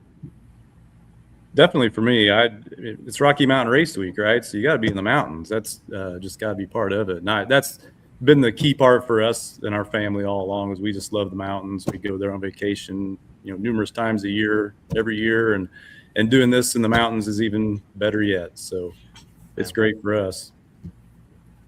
Yeah, the drives are awesome. The flatlands and all that of Texas, it was cool to see and cool to be down there. But I like the mountains. I mean, Washington's full of mountains too, so I'm used to it. I like the views. You know, it's just neat. It's a whole other aspect, whole other test of cars that you don't get on the flats. And instead of a bunch of wide open 70 for 400 miles of nothing, you're up and down and corners, and it's just different.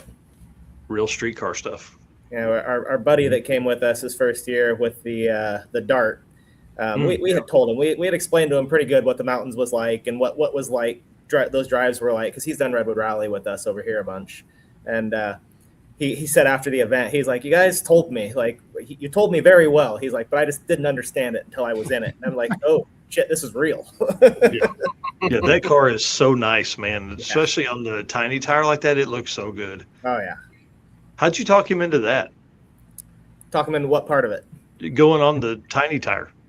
Well, he ended up actually going back to a big tire after Great Bend because he rolled a pretty good time with the little tires on there, and he's like, well, hell, I might be competitive in Outlaw. So he had the big tires still, so he's like, I'm putting them back on. Oh, that's awesome. Wow. So yeah, he did he stay in it after the 8th mile then, and just a little bit, yeah. Yeah. He's same thing with me with the little tires. He's pretty gear bound. Yeah. So. Damn, that's awesome. Nate, with you being a stick shift guy, does that help you in the mountains? Because you can downshift, you can ride that trans a little bit, or I don't downshift it. It's pretty violent. Yeah, unless you've done it or been in it, you would. It's violent. So I'm usually worse off because I'm lugging it so bad. But then it's also got a slipper clutch in it. It's pulling a trailer, so I'm trying not to slip the clutch and. I'll just come to a stop in the front of everybody and start back over in first. Hold please. Downshifting it. Yeah. It's terrible to drive. Man, that's it is nice though, because when I used to run Rowdy in the car, it had a 400 in it, so it would just coast on hills and stuff. So if I'm smart about the mountain drives now, I don't get into too high of a gear to where I RPM it a little more, but I still have that gear to hold me back on downhills. So that's way nicer for sure. Interesting. Yeah, that's what. So when we were at Drag Week, they had us in kind of some mountains there in Pennsylvania, and coming down, Goldstone lost all of his brakes. They just hazed over, and he was like having to get on the trans brake to stop it. And they were pulling off on in the ditch and shit in the Corvette to get it to stop. So. Yeah, I was hoping that would help you, but downshifting doesn't sound like it's the right answer there. No, for some maybe, but it's violence, and it's rounding the teeth off of stuff every time I do it. So I just try to refrain from doing it. Yeah, I don't blame you. I don't blame you there. That's scary. Hurley, what about you guys, man?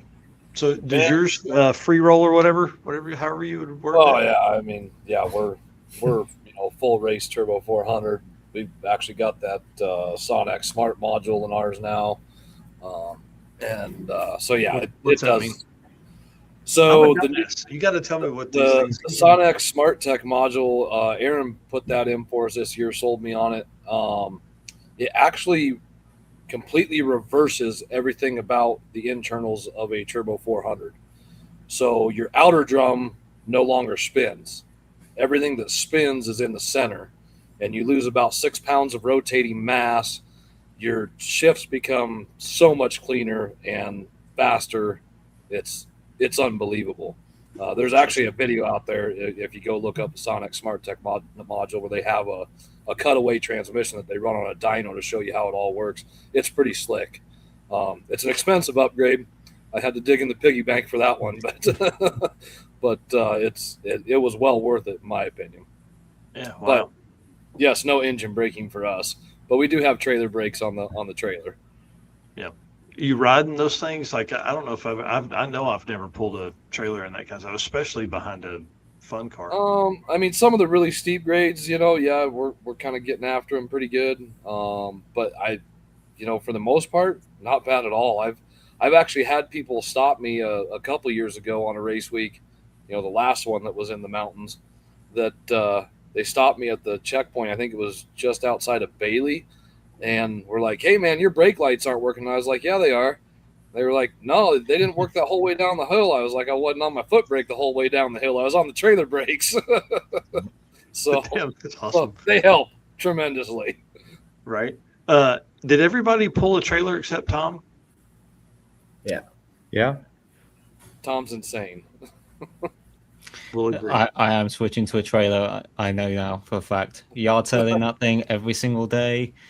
That got old after the first day, I'll be honest. Dude, how many days for the rooftop tent? Yeah. How many days for the rooftop tent where you're like, hey, can somebody help me put this thing on? You're like, bro, I'm out.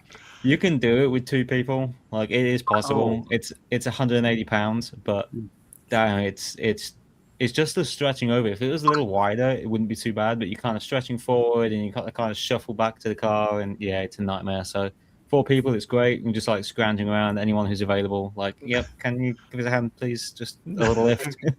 just a little lift on this corner. Yeah. Now put it on that pin. Yeah, that's it. So we are going to switch to just go a nice aluminum trailer, same size as the roof tent, real low, so I can just put my full 12-gallon totes in, and then that'll be that. So it will save a ton for yard selling the car every day.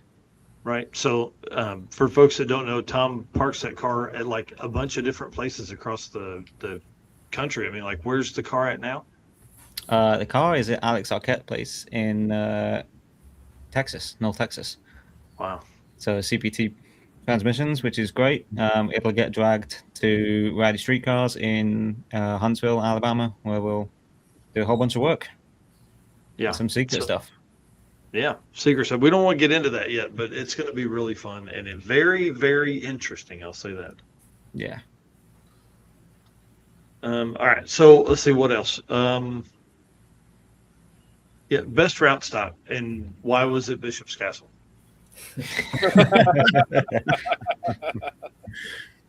There was lots of burnouts. That was pretty impressive. Yeah. Yeah, even I knew that you guys had a good time when my wife was sending me the thing from Custer County. She's like, "Did you see this?" Yeah. There's like 9,000 comments on that post right now, I think, or something ridiculous. No way. That's hilarious. Mark Williams was cool too. I mean, I'm an engineering nerd, so it was cool to see, how they build all their stuff. Nice facility. What about for everybody else? Yeah, definitely Bishop's Castle for us. I loved it years ago when we went there. I thought it was awesome. I'm terrified of heights, so like going up there just pushes all my limits, and it's neat. It's a cool place, and I obviously had to go up there and do my redemption burnout for Nate and Nick Ball, because last time they both tried to do burnouts up there, they both broke something pretty substantially. So yeah, I had to go up there and bring one home for them. So I think we were one of the first groups up there that started the burnouts, and then looked back a little bit later and went, oh yeah, that took off. Yeah. Peer pressure's a bitch. Oh yeah. Problem. Not for me, bro. I stayed away from that place. He pushed his car down the hill when we were leaving. Nope. Don't even ask me to do one. Yeah. Yeah. Brian Acton and Jay Blanchard have a rule: if they're leading, they're not doing burnouts. I don't like that rule. I'm not on board with that rule. No, not at all. We always like burnouts over here. All right, let's. I don't know what else we want to talk about. Let me get this ad read for Deechworks, and then we'll just. I don't know. I don't have a bunch of content after this or questions to ask you guys, but I just feel like you guys are the fastest ones there, and I would hate to not have fun, cool stuff to talk about. Hang on. From street miles to track passes, your fuel system has one job: perform when it matters most. At Deechworks, we engineer high-performance fuel systems built for the demands of drag and drives. From injectors and fuel pumps to filters and regulators, every component is engineered to be reliable and consistent under real-world conditions. Whether you're chasing a personal best or driving hundreds of miles between tracks, Deechworks delivers the fuel system your build requires. I know what we can talk about. We can talk about hotels or camping, because we've really seen on this side a push towards camping, where everybody is, doing more of that so I can do more events and stuff like that. So what's y'all's choice for sleeping stuff throughout the week? Camping if you can. There's no doubt about that. Yeah, my agreed. Nico bought a trailer. Jason Hurley bought a new trailer, a new camper setup, and then Tom's got a rooftop tent. So.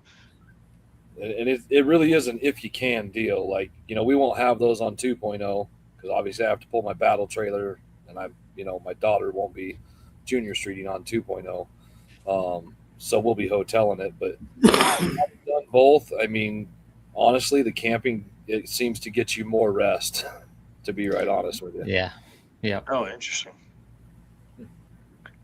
Yeah, I mean, the drive is the same, I guess, but then at that point, you're probably able to sleep for at least an hour longer the next morning by the time you get up and get your car ready to make the drive over and all that kind of stuff. Right. What about you other guys? So we did Airbnbs this year at least at Pueblo and Great Bend, and that was nice. A little nicer than a hotel. I'm definitely not a camping person. I want something nice and closed away in a bed and a shower, and yeah, I'm bougie. Nothing wrong with that. And our Airbnb in Great Bend was it was only a mile from the track, probably. Yeah. Not even. Oh, shit, that's awesome. There was a fishing pond, a catch and release pond, and I mean, it was a super cool place. Yeah, had a cool house mascot, a cat. It's just our buddy the whole time. Nice. He was like, "Hey, you don't have to throw those back." Yeah, that's a good idea. I didn't even think about Airbnb stuff. Typically, it's been nice just having like your own house and rooms to just a little bit better of an aspect than a hotel, but yeah. And we went down to Walmart and bought some kids fishing poles and went out to the pond every night that we were there. So it was a pretty good time. Oh yeah, that's cool. Did you catch anything? Is the question? Oh yeah. Nice ones. Yeah, those fish are like, dude, they're just gonna put those back. You might as well eat it. It'll be fine. Brad, what about you? Yeah, we've done both as well. It seems like when the whole family, which this is kind of a family event for us, we kind of tend towards the hotels, but we have had our camper before. And in Great Bend this year, some of us stayed in my camper because it was part of my trailer. So, yeah, I agree that it's definitely convenient to have it at the track and be able to not have to drive into town to worry about your stuff at the hotels as well. It's kind of right close by where you can keep an eye on it and that type of thing as well. So we've done both, but I can do it either way. Yeah. Tom, when you would get to the track, would you unload the rooftop or did you typically sleep that night? Typically, we left it on the car purely because it's more stable. It's out of the way. It was either trying to find someone to help get it off if you got there really late, and it was like it's just easy to leave it on the roof. I know for the day that we had 2 days at Pueblo, we left it on the floor because again, easier. I'm not going to lift it back on the roof of the car to take off again the next morning. There's no point. But like I say, I've done all of it. I've done hotels, I've done Airbnbs and camping.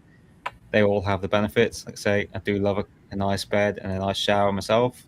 But then there is the ease of staying at the track. Like, there's not this mad rush to get your stuff turned around and get to the hotel or go and find some food or whatever. So, yeah, I don't know. I'm kind of like 33% on all of them. I like all options, and I'll pick and choose depending on what event I'm doing. If I'm racing, I'll have the roof tent. I'll stay in that. But if I'm just spectating or whatever, then, yeah, Airbnb or hotel, 100%. How about co-pilots? Obviously, I think everybody at this point had co-pilots. We're glad Nico's co-pilot was with it, except for Tom. Nico's co-pilot was with it because we got some badass burnout videos. So that was really cool. He's a madman. Damn it, Jimmy. Yeah. So did everybody else have co-pilots? Oh yeah, I did. And it's definitely, I couldn't do it without it. There's too much to change over from race mode to street mode, and I'm too old to do all that myself. So I got Devin Wright's been helping me a lot. He's a buddy of Blaine's from college, and the guy just knows what to do. It gets done before I even ask him to do it. So it's been super helpful. Yeah, that's awesome. Do you have a checklist? I guess that'd be my second question too. Like, do you, or is it just kind of known? Sorry, say that again, Michael. I missed that. Yeah. So do you have a checklist, or do you just kind of know what to do? You know, is there like a physical? There is a physical checklist for every aspect of what we do during the week. I forget too much stuff otherwise. It's the only way to be consistent and get it all done, in my opinion. Interesting. Donovan, Nate, what about you guys? Yeah, my wife's my co-pilot from the first year we did Rocky Mountain 21. So yeah, I couldn't do it without her. She's on the directions. Awesome. She does everything, helps me cross the car over, everything. So definitely couldn't do it without her. And we don't have a checklist. We're not that fancy. We just go. Blaine says checklists and spreadsheets. Oh yes, definitely. And you know, you mentioned your wife. My wife has been to all these with us as well. She rode weeks in her 2019 Camaro, so she loves driving her car too, and that's her chance to do that. And of course, Blaine races the Isuzu pickup, and my other son Brenton does the '82 Corvette. And it's kind of been what we've done since the kids were little is race, and we've done motocross, you know, off-road motorcycle racing. We've done sprint karts, outlaw sprint karts, and it just kind of morphed into drag racing. It's just what we do as a family, and it gets us back together at least once or twice a year now to do these. So definitely a family reunion for us. Right. So do the kids live all over the place, or they? Blaine's in Kentucky, worked at Brian Tooley Racing, and then my other son is here in Wichita, so he's close by. But then we got our extended drag and drive family too. Rocky Mountain Race Week, we got a whole bunch of guys that we just keep connected through the whole year, and appreciate all those guys. It's definitely a reunion.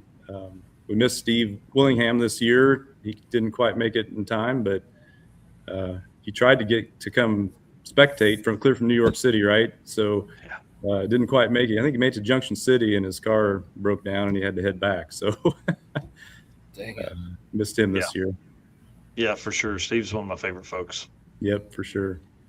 Nate, what about you, man? Who's your co-pilot?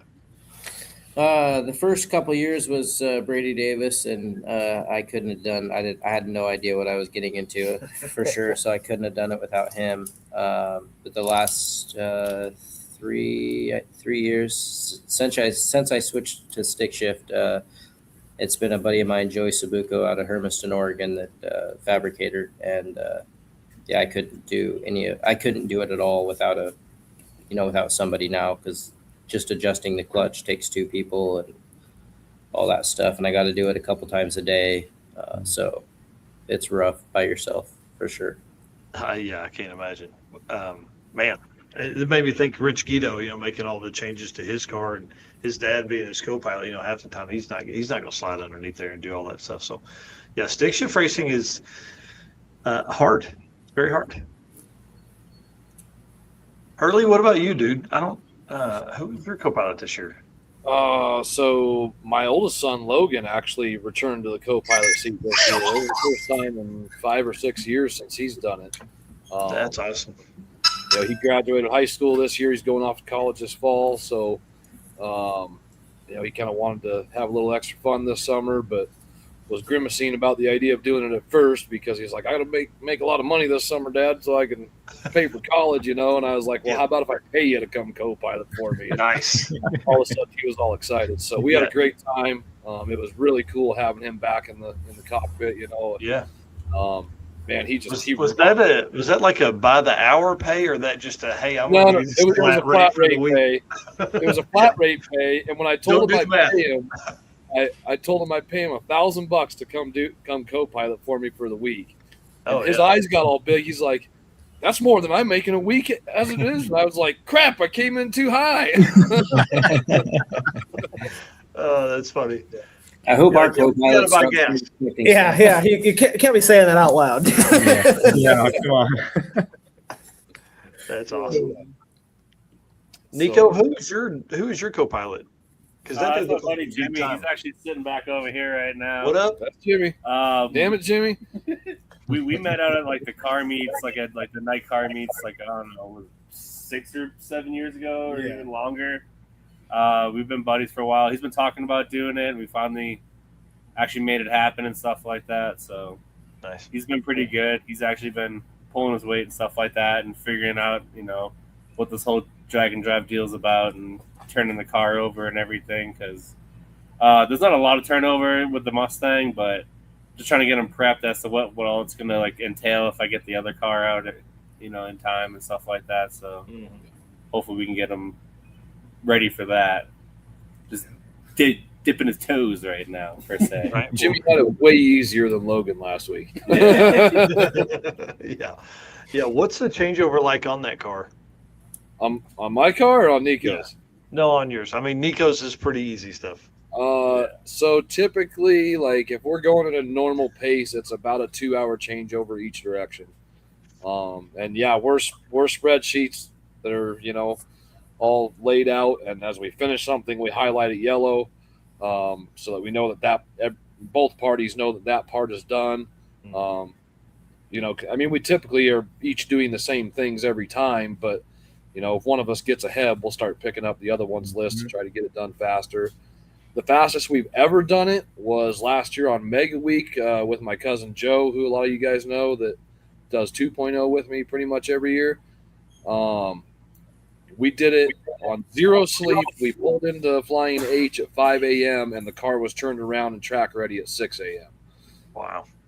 And I don't know if that was just like the sixth wind of the night that came in or what. Man, we were humping it. Yeah. Yeah, Brenton says, I'm in college. Where's my pay? Come on, Dan. Bring it on. Yeah, we'll get his. Tom, no co-pilot this time, right? Typically not, no, because there's actually not the room in the car because it's full of other bits and there's not enough room for a person. But I had Danny on Mega Week, which was a huge help. We had the trailer, so a lot of the stuff went in the trailer, which was great. And yeah, having that extra person really does help. This one I had Rob Lipensky as my honorary co-pilot, just lend a hand as and where he could, which again, huge help. So having that extra person, even just for advice, like my car doesn't take a lot to turn around. Like it's tires and fuel. That's basically it. We don't even bother changing the tune because it's on a flex fuel sensor. So it does that automatically, which is great. But yeah, having that extra pair of hands does really help. Yeah. Oh, for sure. And Mike, Yeah. didn't you say it's a co-pilot or cookies? There's not room for Yeah. both here. Rather have the seat reserved for cookies, yeah. Yeah. I do have to admit that I do need Blaine to help me tune the car as well. I can't do that all on my own. He's got it too complicated for me to figure out. So it takes Blaine to get us down the track. Yeah, you're not the only one. Brent's always tuning mine, so it's me, the co-pilot, plus the tuner. So Yep. Yeah, I have Matty from Haltech in Australia tuning mine, which is great, but also a nightmare because of that time difference. Oh, yeah. Yeah. So thankfully I can call him at 3 a.m. his time and he'll answer, but I only do that if I'm really desperate. Yeah. Right. You're like, I really want a 950 out of this thing before I leave. How much upper row can I give it? Well, we couldn't even do that because the day before my laptop died, it wouldn't boot at all. So I had nothing to go off of. So Rob and I just looked at it, and Rob was like, "Well, I've done this before." So okay, all right, let's swing for the fences. So.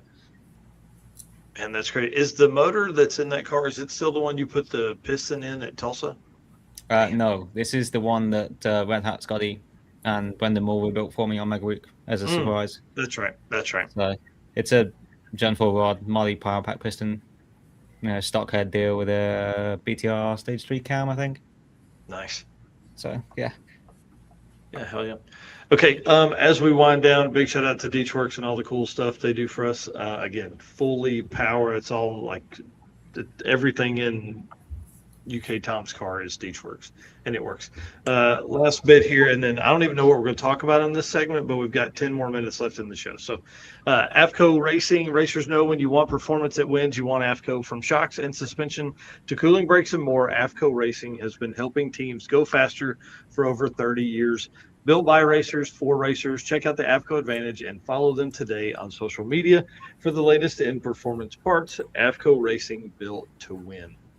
Let's talk about suspension stuff. Donna, what did you mean an hour and a half ago when you said you guessed right on your suspension. What did you mean? How did you bar change? So not being at Great Bend for a while and remembering it from years ago, we showed up there and I was thinking the track was going to be just phenomenal, and my car wouldn't get down it.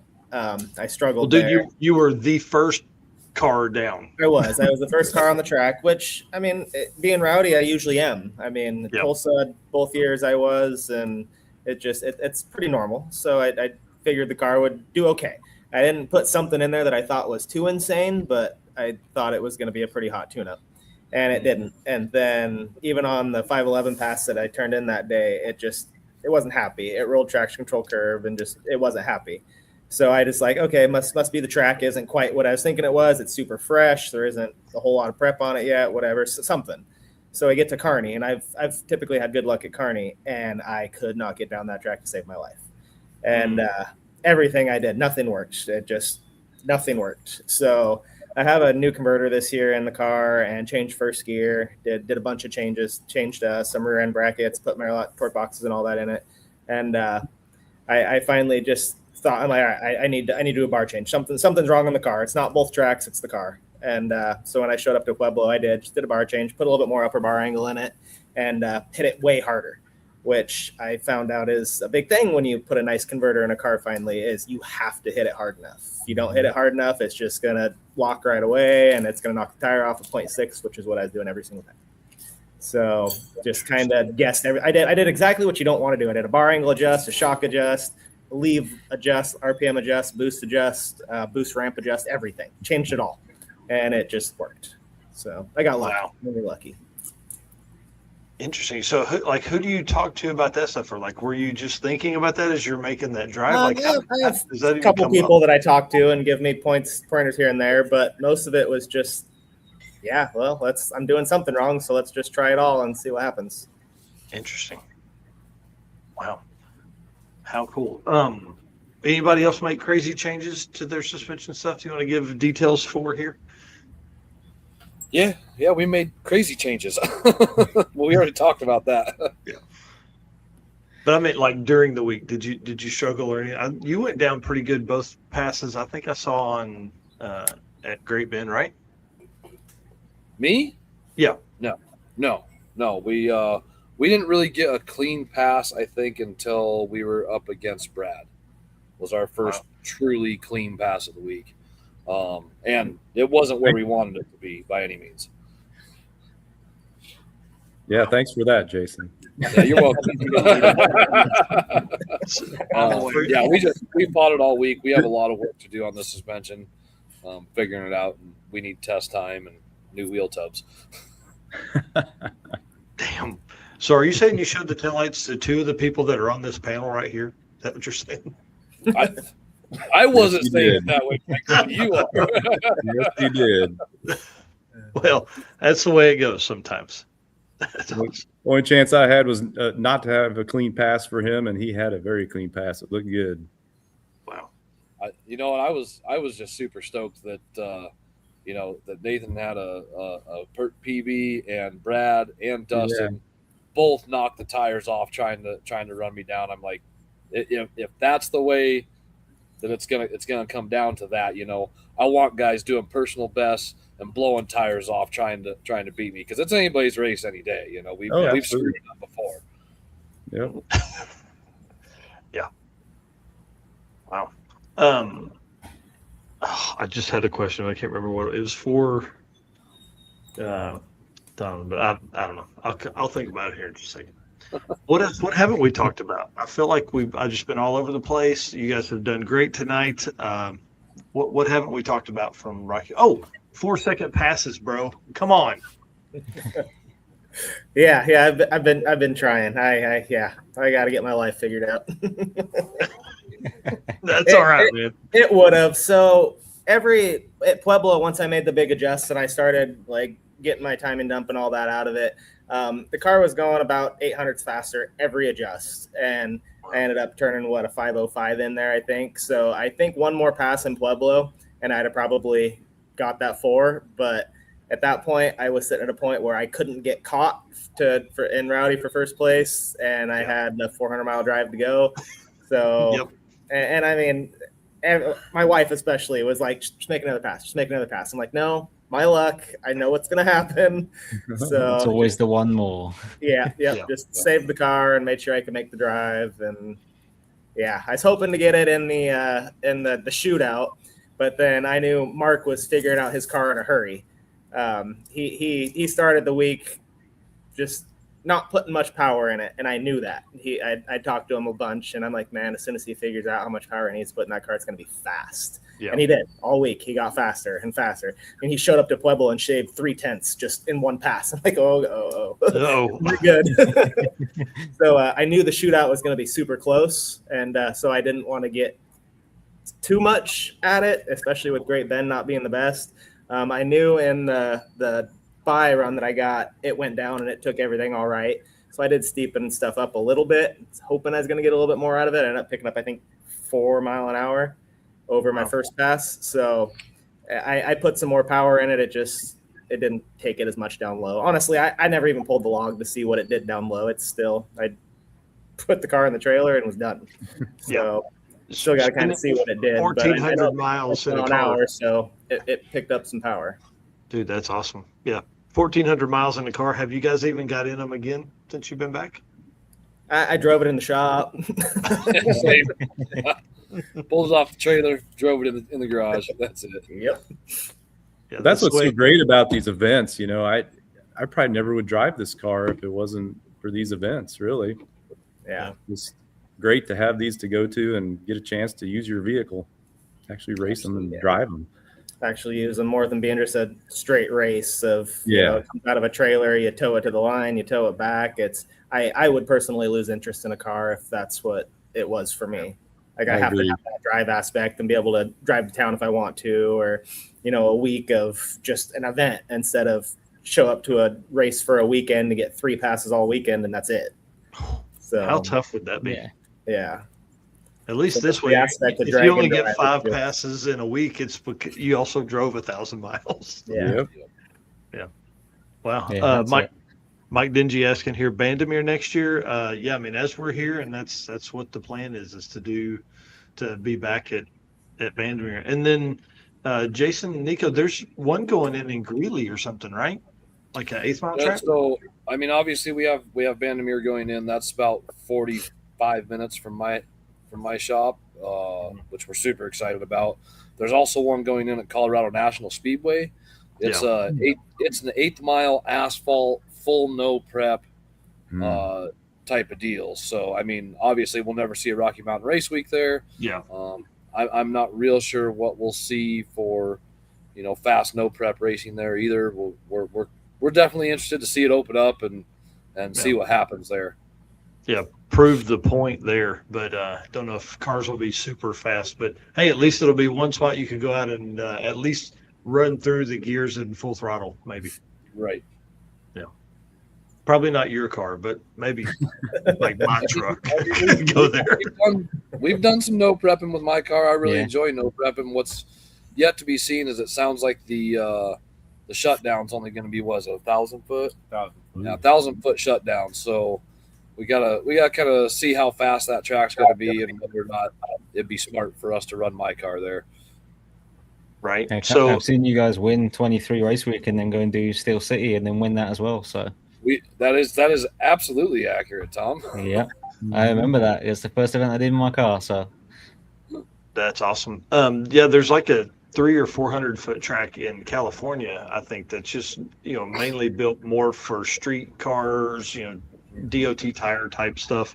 And I think they do pretty well. I mean, I see, I follow them on Facebook to see how it works, and who knows? I mean, listen, we'll take all we can, because then all it takes is one senator or congressman to go out there and enjoy themselves, and then suddenly, they get state funding or something. I am excited about Bandamere, and that'll be the last part as we close out here. But Bandamere is going to be a big deal because they have a full vision for that whole thing. It's like, what would you say, 1,100 acres or some shit like that? And the old one was like 70 acres or something crazy. it's going to be insane. I think they're doing like a full facility, brand new facility for it, which is going to be like purpose built, which is going to be incredible. Like, I love Bandamere. I hope it still has the vibe of the original Bandamere, which is going to be difficult to replicate, but they'll find a way. Hopefully it'll be as good as the old one. Yeah, I think this new place is going to be what we've needed as far as like Dragon. Like it's a full facility. Like it'll have storage and warehousing and all that kind of stuff. I think that will help grow a lot, and then also protect them too. You know, it'll be much harder to encroach with houses as they get close. Right. Wow. Mike says the new parking lot is almost the size of the mountain. That'll be nice to have something that's, you know, built by a team that is just truly, you know, I mean, they live it and have lived it for a long, long time. So, you know, this should be one of the nicest places I would think in the country. And we know they'll be able to lay down some of the right stuff. So, all right, anything else we've forgotten to go over about Rocky Mountain Race Week or anything else? Tom, when are you coming back? When are we going to see next? I should be. 2.0? I might be back. I might be back for Drag Week and co-piloting. Nice. We'll see, but otherwise PRI is the next thing. Gotcha. Damn, that's a long time, dude. Yeah, the funds really got drained on Race Week on 1.0. I shouldn't have looked, but I did because I need to go grocery shopping this week before I get paid. So I kind of had to see how much I could go and get groceries for. So you gotta. It's a good thing they don't sell cookies over there. Is what you're saying? Yeah, well, yeah, and then they pay the cost in my mom and grandma, so we ran theirs with dinner, so I don't have to buy groceries for that day. Nice. Tom needs a grocery sponsorship. Yeah. Tom needs a wife. He needs a sugar mama, is what he needs. That lives here in the States. Maybe you can get Kraft as mac and cheese as a sponsor or something. Yeah. Chips Ahoy. The Chips Ahoy sponsors. Yeah. All right. Well, guys, thank you so much for hanging out tonight. I appreciate it. You guys are awesome for telling stories and stuff like that. So, you know, for everybody, I mean, is there anybody that has some places people can follow you on social and see all your adventures? Yeah. Go ahead, Brett. BTX3 Racing for us on Facebook. That's about it. Yeah, I just have my normal page. Nice. Nate, what about you, buddy? Yeah. Just Facebook. Yep. Facebook and Instagram, both Meltdown Racing.